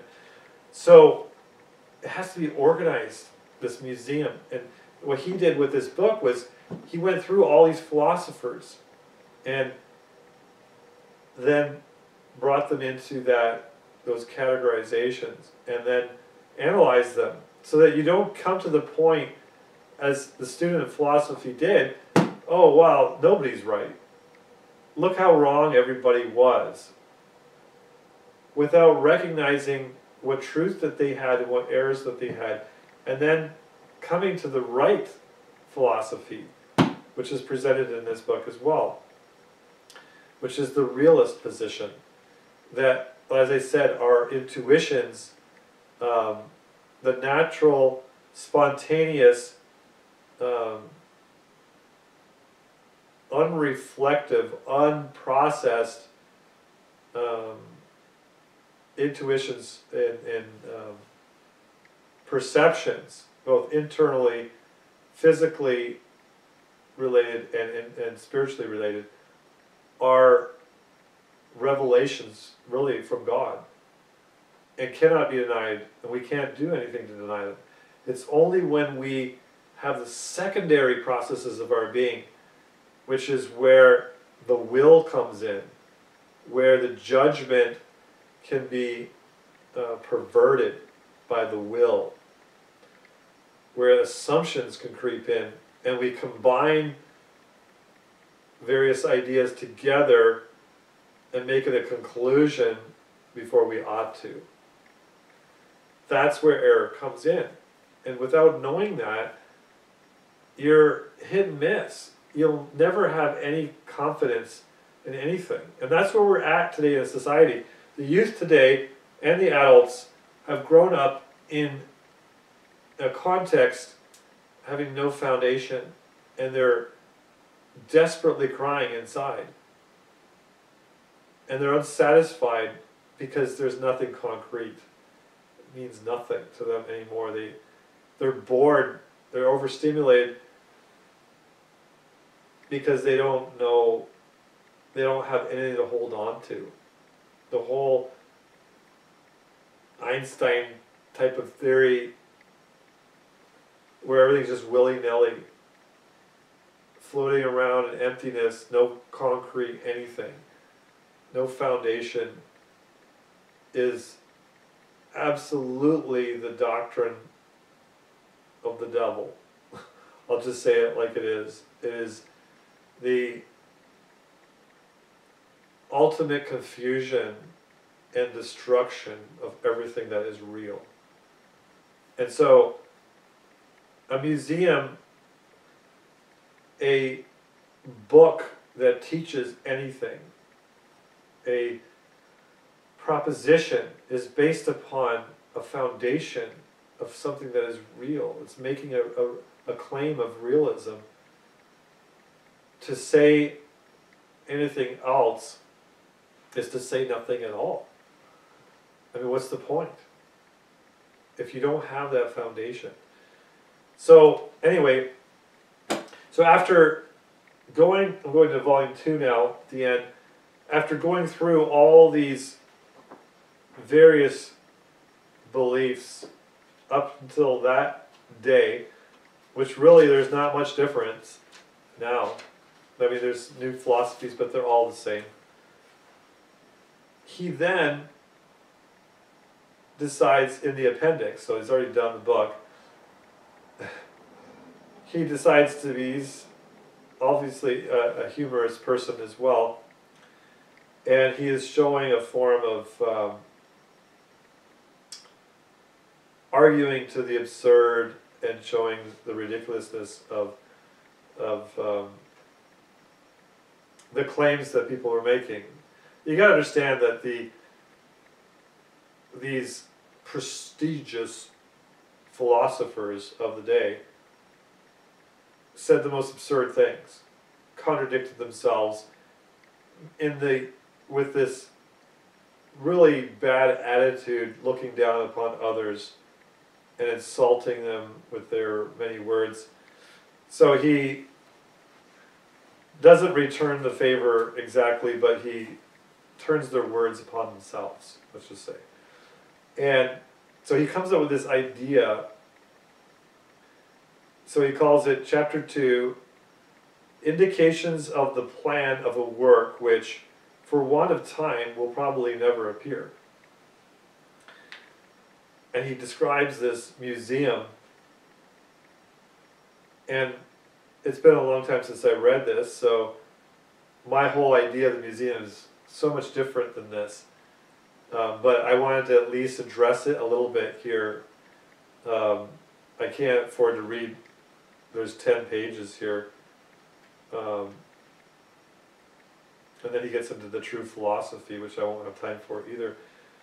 But I wanted to start to read this a little bit. And, you know, whether he was just joking about building a physical building or just painting a picture for you to imagine. To me, I thought the actual building would be good, but not, what I want to do is way beyond this. I don't want to ridicule a position. I want to give it the place, not really what it deserves, but give it a place for people to recognize what it is and see why it came about. Like I said, charting the error and giving the people a voice so that they don't feel like they are being suppressed. So yeah, let me point that out. I wanted to bring that out in this video. So what is the complaint of so many people on either side of an issue? I haven't been fairly represented. And that's what you never would have had early Oberlin College. You would have had an opportunity, you would have been heard, and then you would have been responded to, right, in a respectful way. And that's the problem today, is you have controlling interests that determine what is to be heard. And there's no voice, there's no representation so many times. So there has to be, in an environment of learning, there has to be access to all the facts, if all the facts are available. And when they aren't available, or they're not capable of being available, then that has to be admitted as well. Otherwise, the statement should be made open-ended. In other words, here's an idea we don't know the answer to, but here are some of the facts that we have so far, right? It's an ongoing investigation, as we hear the police say, right? Well, that's the way it's not today. In certain areas it is, but we see constantly the corruption.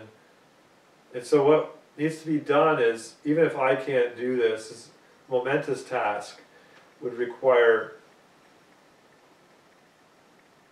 unheard of funds to actually accomplish the whole idea, and it would also require many good people. And even starting something like that would cause many deceivers to come in and try and destroy it. So I'm tabling the idea, at least to try and do on a small scale for people.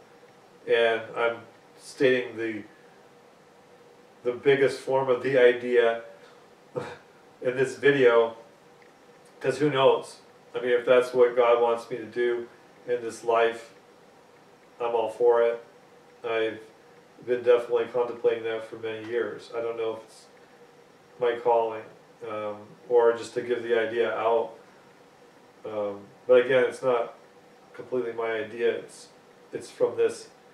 This is what triggered it, at least, and then my experience being frustrated, just like probably all of you have been frustrated with not just the way education is conducted today, but the lack of representation in so many matters pertaining to facts and conclusions that have significant impact. So what I'm encouraging is those who are on the side of the truth, which everybody is really on the side of truth, aren't they, in their own minds, all of you, this pertains to all of you, you have to apply these things in your own life. Be careful of your little clique. Be careful of your little group where you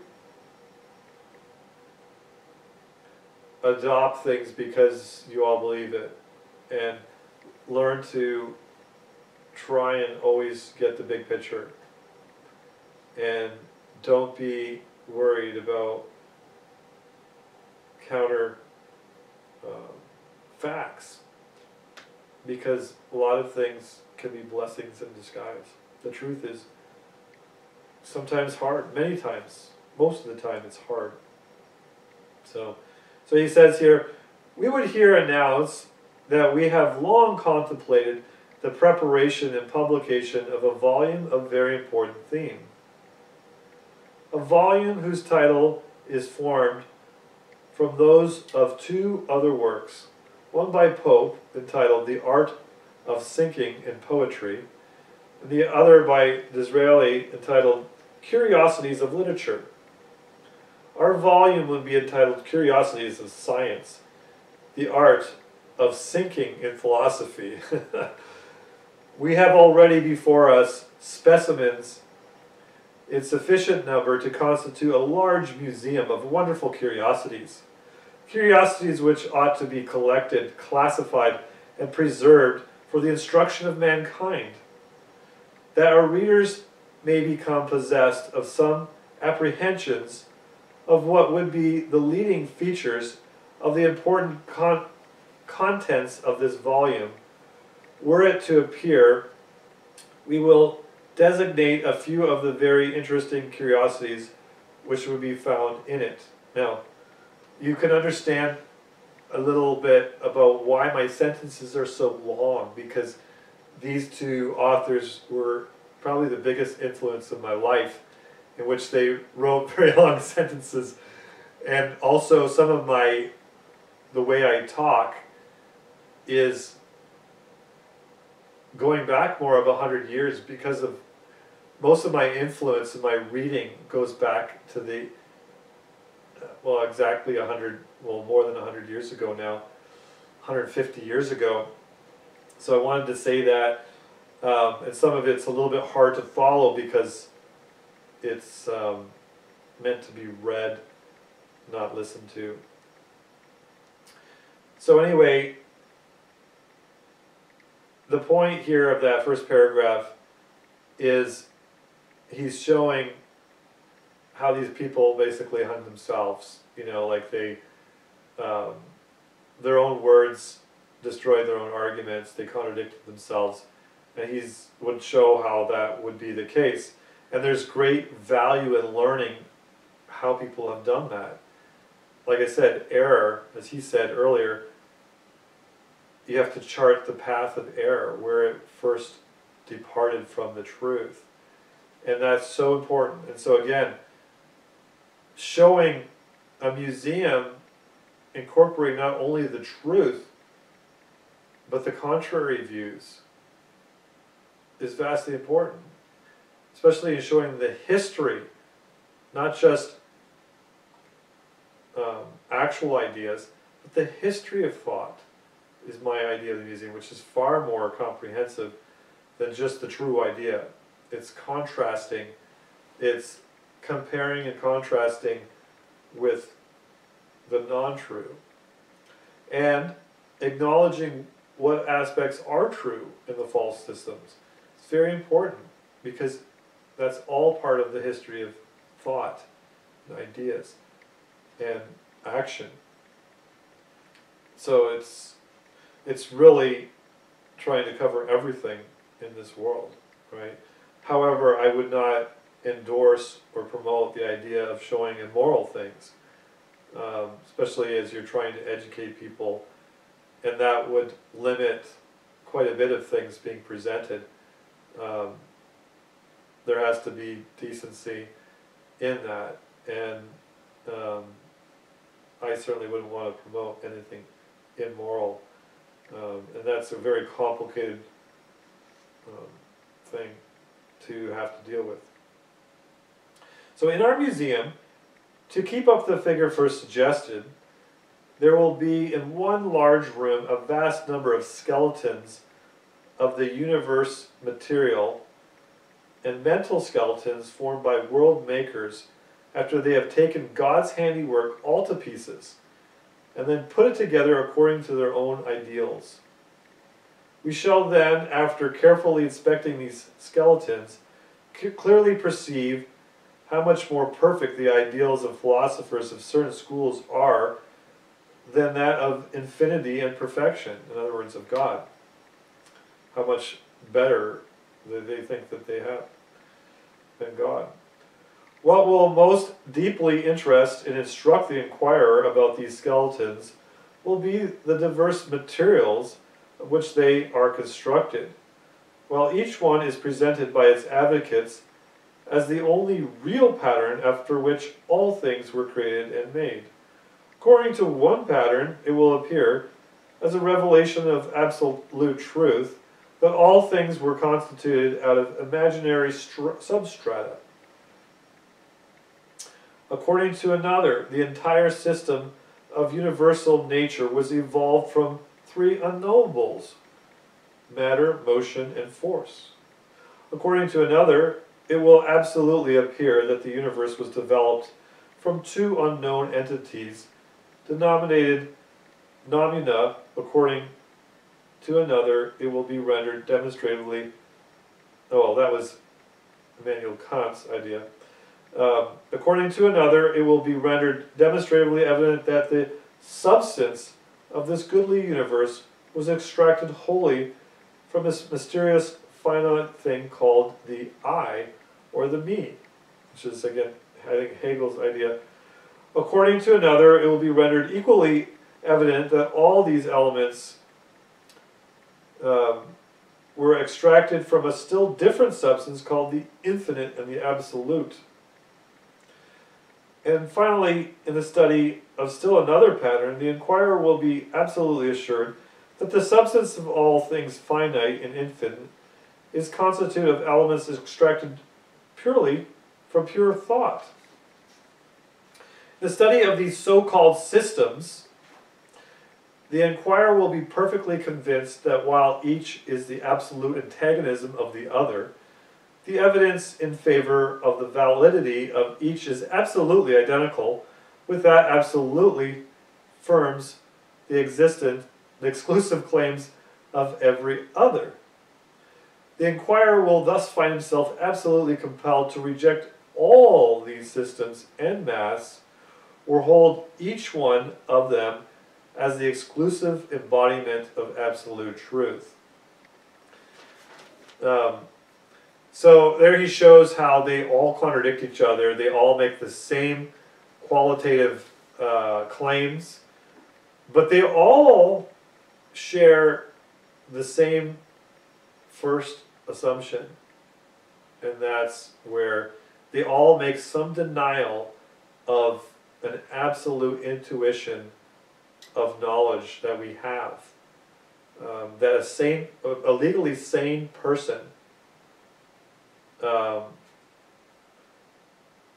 is supposed to believe, right? Each one of these philosophies denies some affirmation, intuition that sane people will never deny unless they want to get out of moral obligation, which then they become morally insane when they do that. That's another whole subject. So let me just go on a little bit more. Now, of course, this is kind of like a ridicule, not a ridicule, but like you'd have to read the whole book to appreciate the tone that he's speaking here in, and what you have to understand from what these philosophers have written, because they're absolutely absurd statements, and yet they're considered the greatest thinkers in history.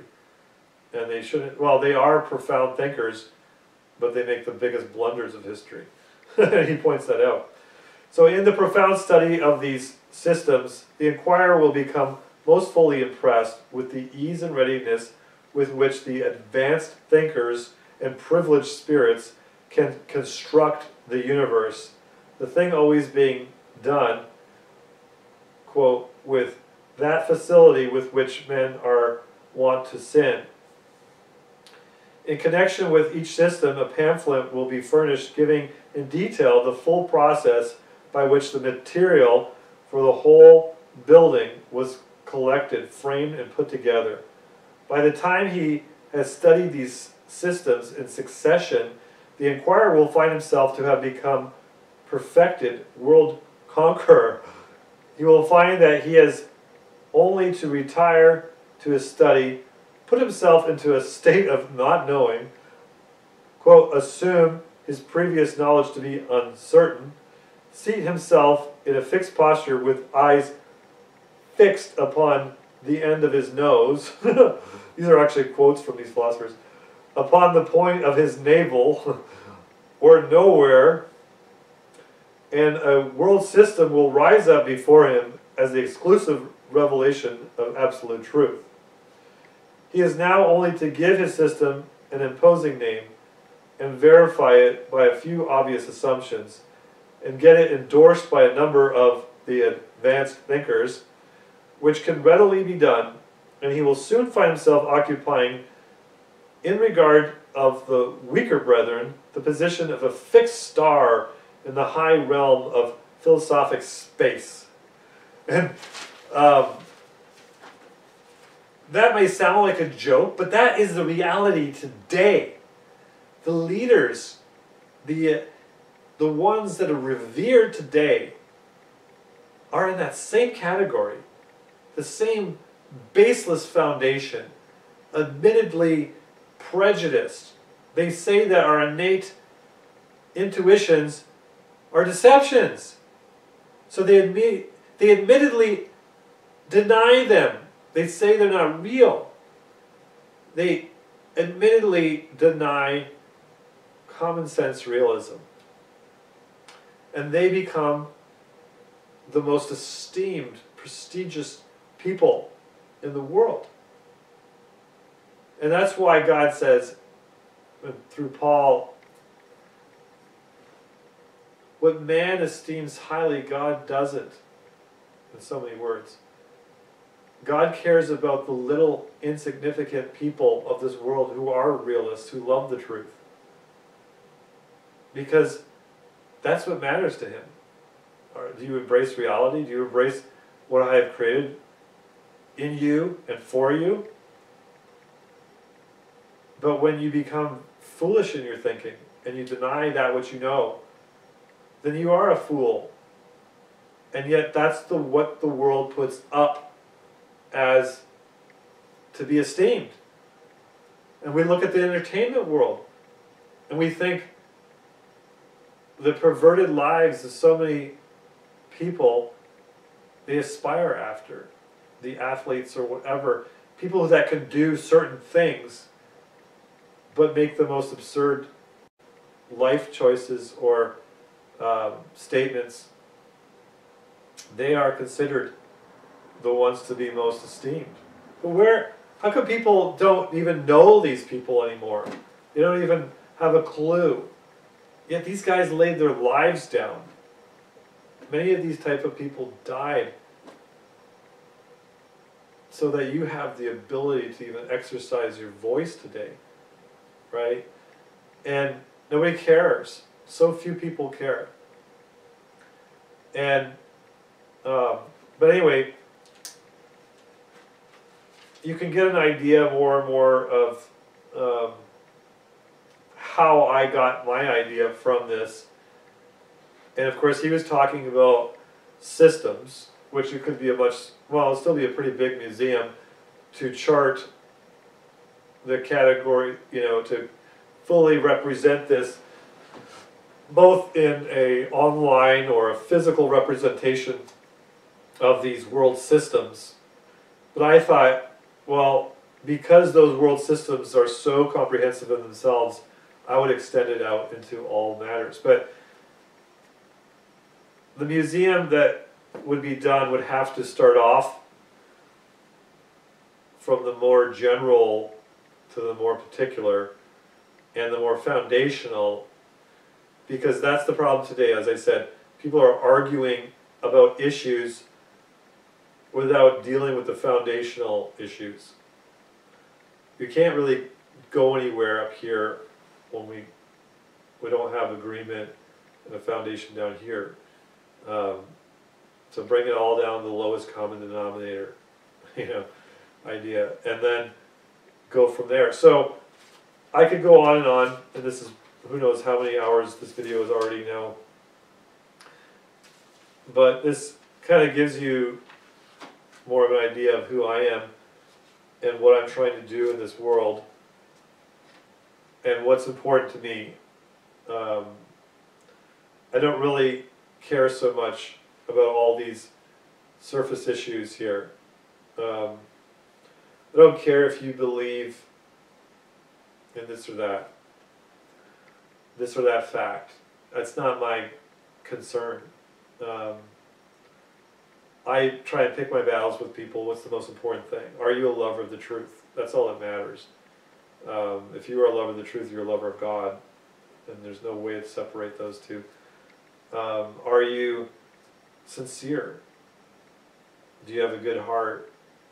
And a good heart embraces all truth. as it's perceived. And so for me, this is what I've been about for many, many years. And I apply the same things with the scientific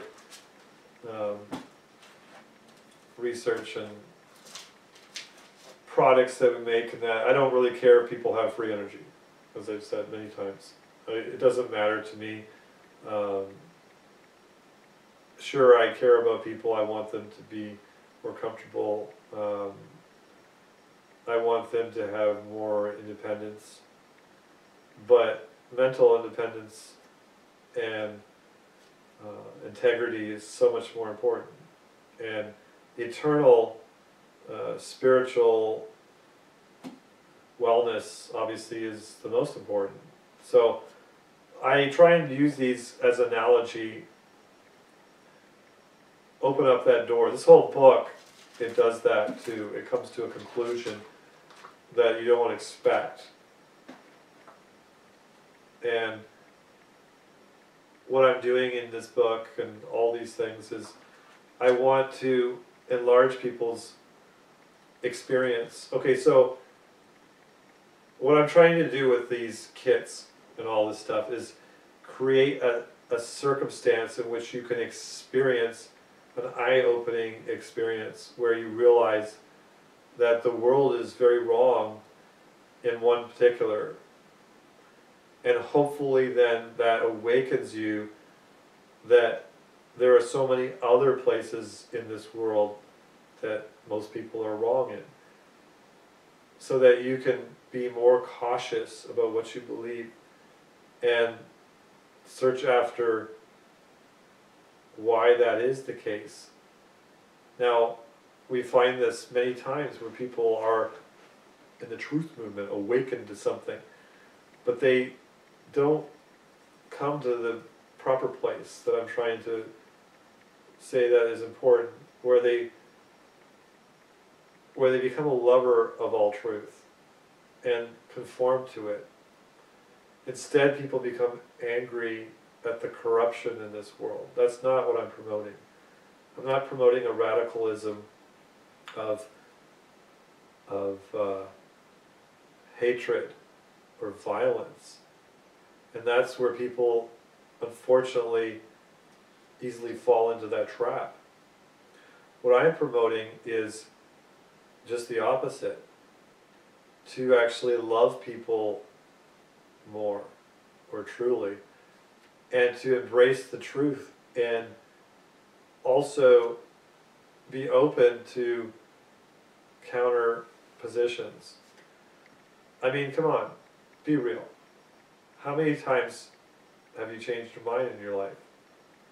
How many times has your enemy been right when you've been wrong? You always have something to learn. And, well, I guess I got off a little bit on track there. What I was going to say was, I'm concerned that many people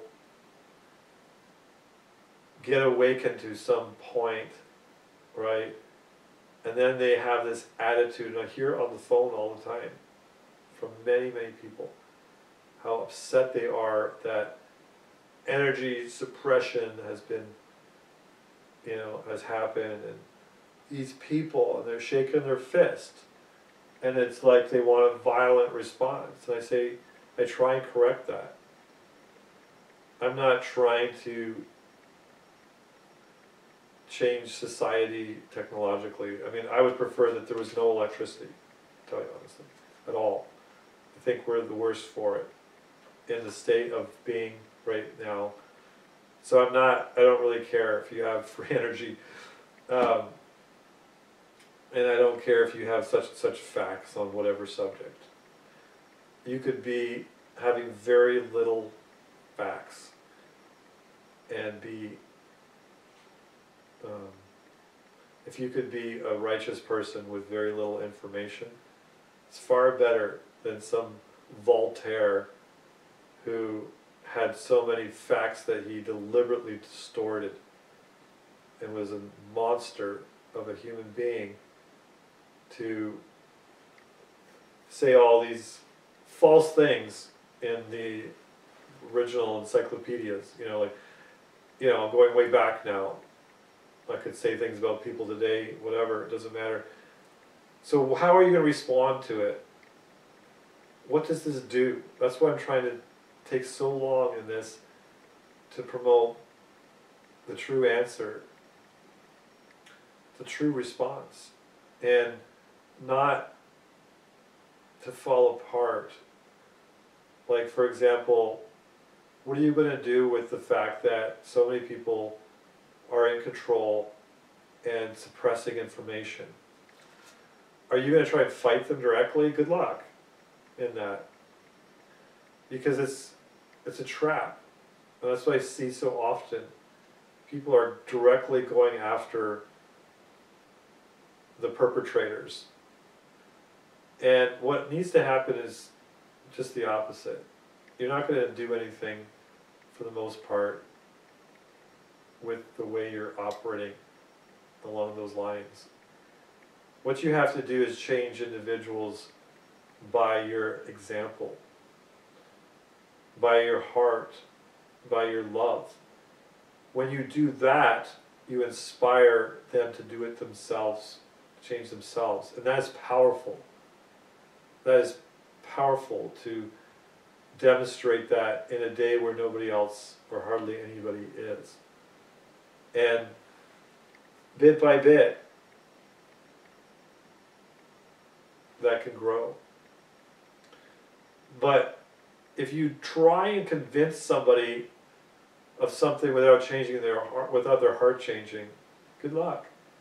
You really can't force somebody to believe something that they don't want to believe. You can bring it in front of them and make them see it, but you can't make them embrace it. And when you try and force somebody to do something, it doesn't sit well with them. It's an offense. So there's an art to it. And it starts by living consistently with all truth yourself. And, I talked to somebody the other night who was professional, and he said, I've never met somebody who is perfect. And that's really what the term perfect means. It's somebody who loves all truth. It's not that they're perfect in their knowledge. They're going to be mistaken about many things. But while they embrace all the truth, they have a perfect heart before God. Now, it doesn't mean that they can't fall into sin and fall from that perfection, just to be clear about that. And I said to this individual that you can, who's to say somebody can't abide in that state, as presumably it's going to happen in heaven? Well, not presumably, it's clearly happening in heaven. The point is, this guy had never met anybody, and people don't believe it's impossible. But I'm telling you that it is. And we have it on the authority of God, and not just people, but God himself, who has said that, has commanded to be that way, and has promised to walk with us in that state. And that's the foundation. Forget about changing your heads of state, your political party, your energy bill, or energy laws and systems, or this or that. I mean, don't totally forget it, but change yourself first. And then change your local community, the people in your lives, your family, those in your influence. Positively pray for them until the tears come down your eyes. And if you persevere in that, it will change people all around you. And you know what? That's what happened with these guys. Revivals of religion. Now the term means something completely different. It's a hype session, whatever. But revivals happen. where people, the worst of society, were changed, and the best of society were humbled. I'm telling you, in New York in the 1830s, a massive revival took place in Rochester, and for, I don't know, 100 miles or something like that. It changed every part of society. But you know, one man prayed himself to death over that. Daniel Nash, Father Nash, man who prayed himself sick until he literally died. And while he was dying, they found his body, and he had a map of the world, and he had highlighted a certain area.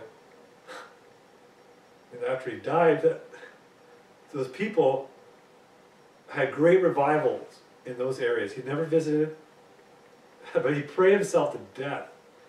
Not just for that revival in Rochester, which I've studied greatly, really in depth, changed so much in society.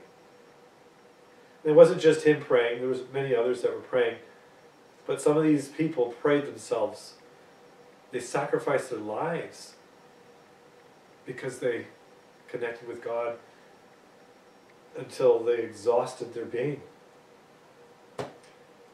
And so much of what we have today comes from that. You have no idea unless you study it out, you trace it out. And we've lost bit by bit so much. But that's a foundation point. And there were so many good things that happened. And yeah, you can pick apart bad things that happened during the same time period. But don't miss the good things. And what I'm trying to say is, pick your priorities. What's important, right? Don't get hung up about a fact in itself or an issue. Get to the bottom of it and deal with people on a foundational level. Try and influence people on a foundational level, and that's what a mature person does. They don't deal with the surface, the color of your skin, as if that would matter anyway. The bare statement that the person makes. Don't judge a book by its cover. You can judge this book by its cover because it says it all in the title and in the picture. And the picture is only for those who actually buy the book, so sorry. Anyway, you can see it somewhat in my video, my last video. But anyway, don't judge, don't judge surfacely. Don't look at that and assume it's water before you get to it close enough to conclude with proof that it is water and not a mirage. Okay? And don't treat people like that. And when you do, and you're really there for people, that's what everyone's waiting for. Someone real. You know, you can watch all the movies, and now they try and portray somebody real, and it's always superficial. A real person is what I'm talking about. Somebody who is a realist. That's why this is going to be the Museum of Reality, the Museum of Realism. That's what I want to promote, whether it will happen or not. But turn your anger from all the abusers of this world. Turn it first to yourself in the sense of apply the changes that you think they need first to yourself. Right? Because really when you think about it, if you haven't done that, you're doing the exact same things they are. Right? All the evil is still the same thing. It's just one form of controlling the truth and manipulating it and manipulating others for your own advantage. It's all the same thing. So first apply things to yourself, get your priorities right, and then you'll see it's a long haul. But your life's work can make a profound difference if you actually go after a realistic, if you have a realistic mission. God will use you to influence others for good in the right way. So anyway, that's my sermon for this Sunday. And one guy said that on YouTube, your videos are my sermon today. So I know this is something that some will find offensive, some will find boring, some will find some kind of thing to disagree with. But that's me, okay? I'm telling you what I know. It's not perfectly articulated, it's not organized, it's not scripted, but it's a vastly important idea when you think about it. I mean, how many people how many of you will not agree that Wikipedia isn't done the right way?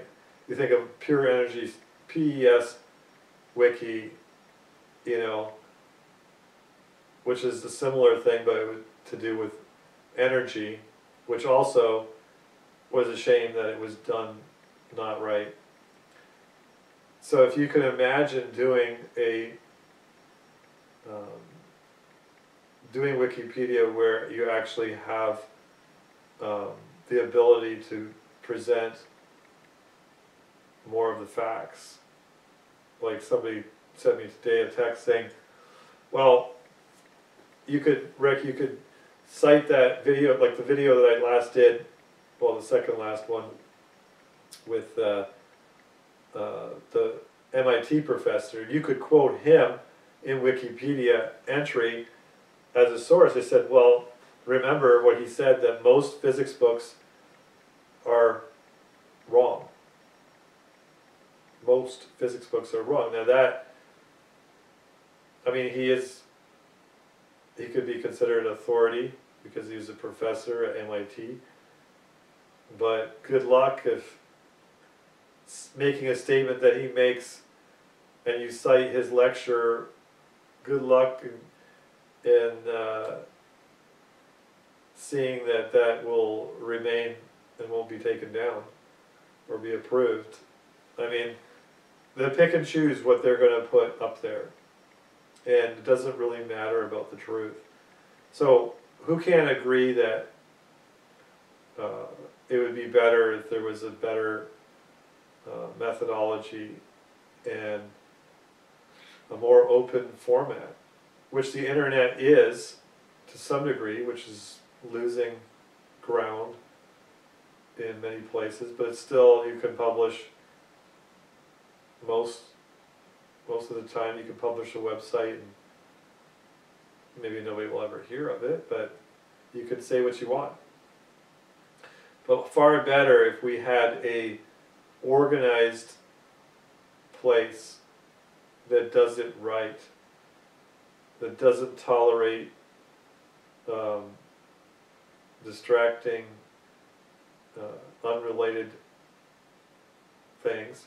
points, but yet it doesn't tolerate, obviously, people not being polite, but allows the opportunity to present facts that are related, so that people can really get a big picture, get the big picture, and hear the different sides. So hopefully that you can at least walk away from this video trying to always look at the big picture, you know. So anyway, that's really all I wanted to say. The museum is something I've thought about, wondered where it would be built, how it would be done. I'm still looking to do, I said I would maybe talk about the school a little bit. I can say a few words now that when I finished high school, I was trying to find a place to study theology and philosophy and other subjects in a way that was completely opposite to the school that I had just gone to. And I went to Bible college for just one course, actually, and the teacher told me, don't go here, the academics are so poor, go to the University of Toronto. So I think I even took a course at the University of Toronto, and you know, he was right, obviously, in that regard.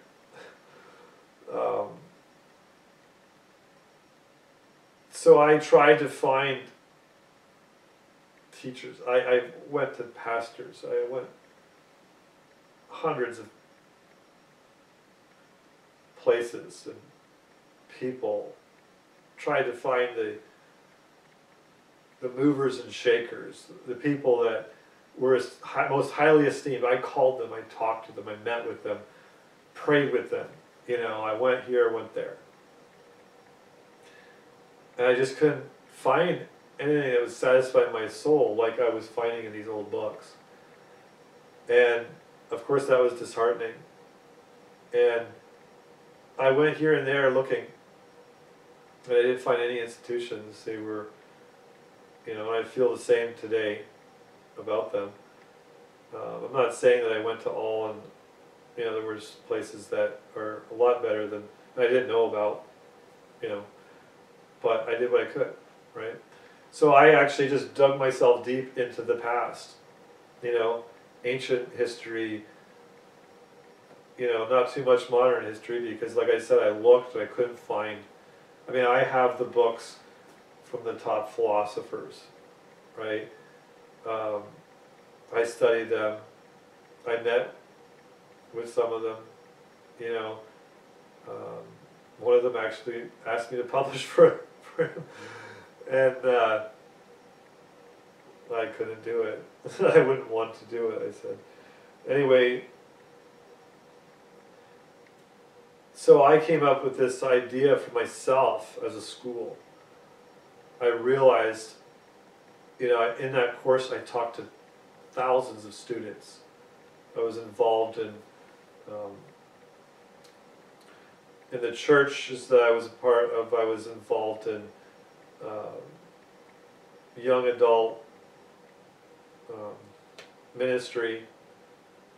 You know, first it was youth when I was a youth, and then it was young adult. And so I was always around people who were students for years, and still am now. I guess I am always a student. I have much to learn. We all do. And so what I found was people were lacking on these points. One of them being that we are all students. This whole idea that I'm the teacher, I say whatever I say is truth, and I'm the authority, you must believe what I say, is a completely wrong mentality. That we are all teachers. Now, a teacher is really supposed to be just an example of learning, and somebody who has covered the material, obviously, and should really have concluded on material before they teach on it. That's understandable as a teacher, but it goes far too beyond that. And this whole idea of this is a professional authority in which they are absolute is absolutely wrong and disastrous, and that's what we have. And the rebel kid who I was as a youth was saying, says who made you that? Like, I see through inconsistencies. I see that you haven't been honest in your research. So I was just embittered by that. You know, it doesn't help, you know, to make people copycats of another person, unless you're, like Paul said, copy me as I follow Christ. If they mean copy my character, if I have a good character, then that's fine. But don't copy somebody's beliefs. And that's the way the school system's set up. So that was one big error that I realized through bitter experience first, and then tried to find somebody, and God didn't let me find somebody that satisfied me. You know, if I had found Finney or Mahan back then, I probably would have just tended to want to believe what they said. But the good part about them is they force you to check your own soul. And they humbly presented the limitations of their own knowledge. You know, so they checked against that following of another man. So the schools have that problem. And the whole museum mentality, the whole textbook mentality is, this is the truth. If you don't believe this, you fail. If you don't repeat this on the paper, you fail. And that's really problematic. Then the other part was the rush. You are rushed. You're overwhelmed with all this information that you can't possibly process. First of all, you haven't been taught how to. You haven't been taught basic mental philosophy or logic, or how to be a spiritual person. Without those three, all three of those, you're doomed, because you don't know how to process the truth. So I went around 13 years ago as a missionary all across the country, campuses, the biggest campuses in the country, in the open forum, and I spoke to students about these things, and they all revealed the same things. And I challenged them, and they all said the same things. I don't have time to consider what really matters, is what they were saying. I don't even have time to really digest what I'm being taught. I just have to memorize it and repeat it. And then they're so exhausted and really disgusted with it, they don't ever want to go back to learning, because it's not real learning. It's a manipulation of information. And then, of course, they're all together in an unnatural environment. So they're in a party environment, they're in an exhausting environment, they're in a physically unnatural environment where they're all mental and no physical. I mean, I'm not saying everybody, there's the people that are doing physical stuff, but the majority, they're just thinking for hours on end, or lack of thinking, gathering information. And so they are not well-rounded. They're not in a proper family environment. A social environment is not natural, and it's immoral most of the time. So, and I could go on and on. There's so many things wrong with the university and the college environment. And before that, the high school environment, all the way down to the very beginning. It's all structured the wrong way. It's unnatural. And so you should never study anything pressured and unnatural. You should have the freedom to carefully weigh things, to ponder, reflect, and have a diversified life in which you can. I was saying this the other day to somebody, that when you actually study a little bit here and then go and do something completely different, you'll find that it enhances your study. Because it's like, I did physiotherapy when I was working in the group home, we had to learn physiotherapy because the people were quadriplegic some of the time. We had to move their... So if you don't use your joints, they seize up, right? So there were people that were, their hands were like this, and you couldn't bend them anymore. It seized. It's a shame. They weren't, you know, this wasn't done every day for them like we were to do. So if you don't have a diversified life, like I said, you're going to be opinionated, you're going to be very narrow in your thinking, and you're not going to be open to... For me, I've had a very diversified life. I've been around all the cultures in America. It's funny, now well, I won't say who it is. Somebody in my family tends to look at Americans as all the same. And it's kind of typical of watching the media and getting an impression of the country. But if you travel around as I have, and actually lived in various environments, in various cultures, you'll see there's such a diversity here. It's amazing. I could say a lot of bad, but there's a lot of good and interesting things. And you see this diversity.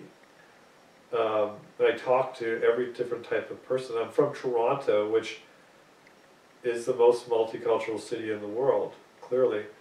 And so I was in a school, one of my high schools that I went to had like 200 different cultures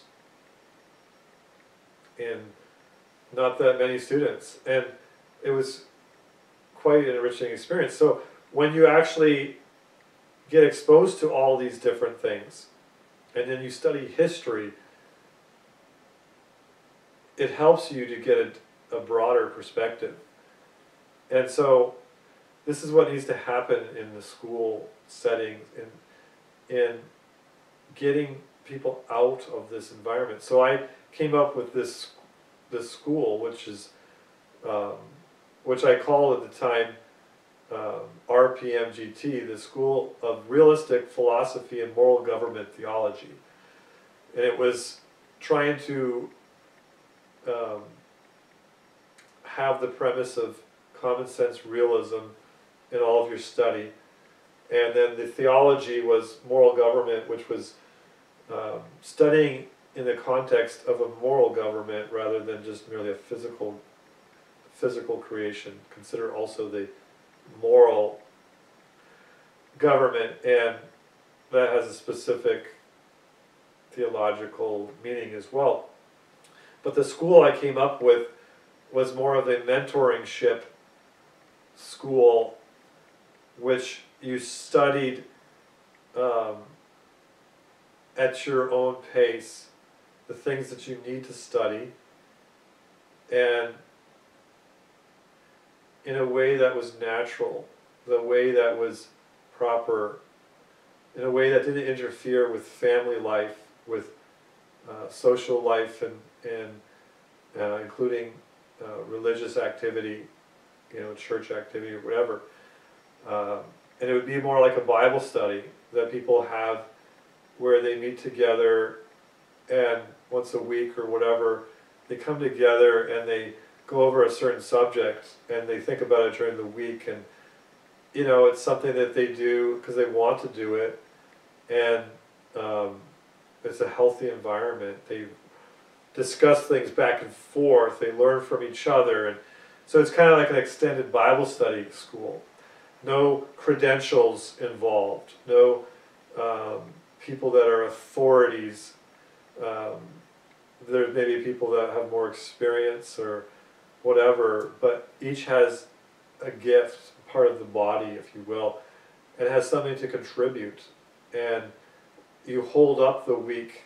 You don't try and have the highest grade over the lowest grade and exalt yourself. It's about bringing the one who is struggling up so that they actually grasp the point together.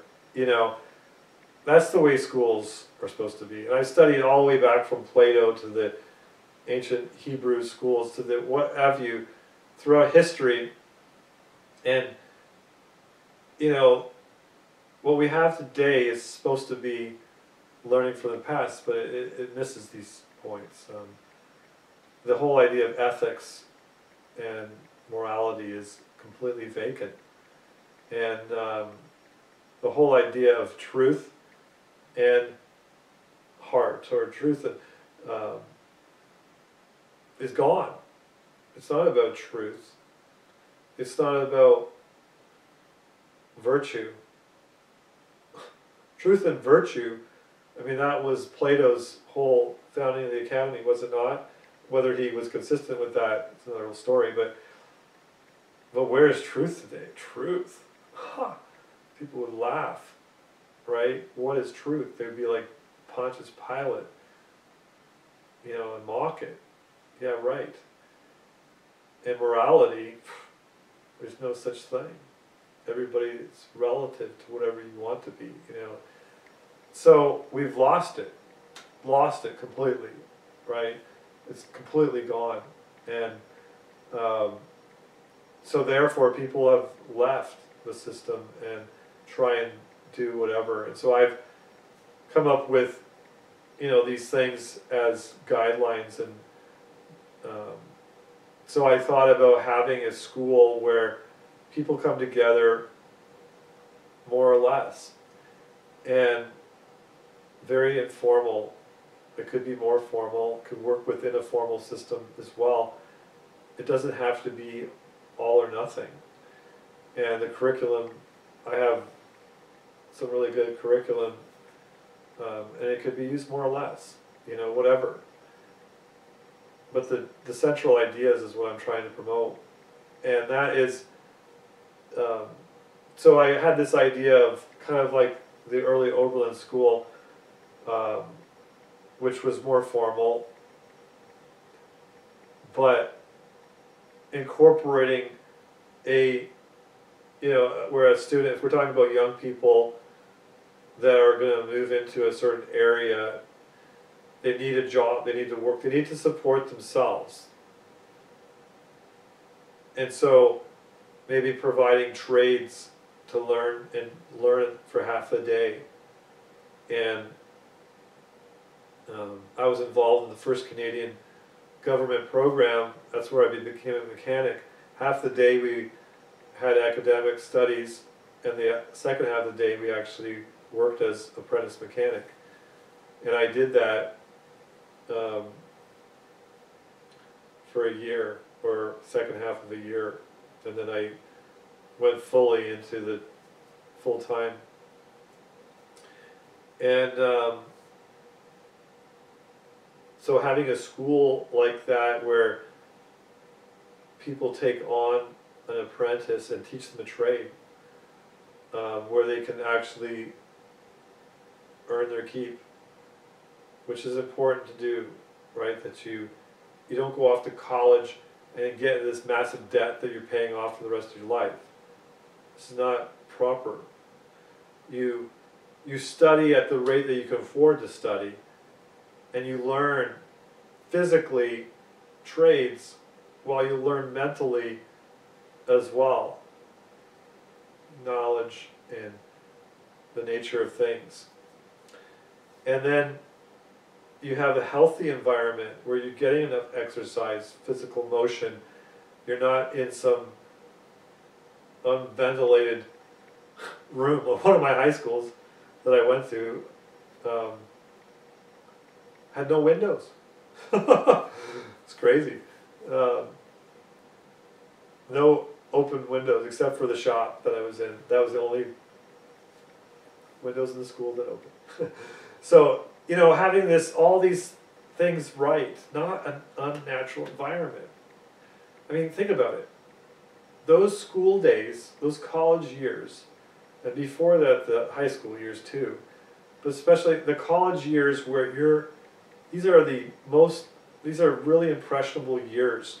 You're setting patterns in your life, because this is the first time you're alone, you're by yourself, you're on your own, you know, you're a bachelor right now, you're not living at home necessarily, you're out there, and what you start doing there is going to dictate the rest of your life. So how important it is to have a proper environment.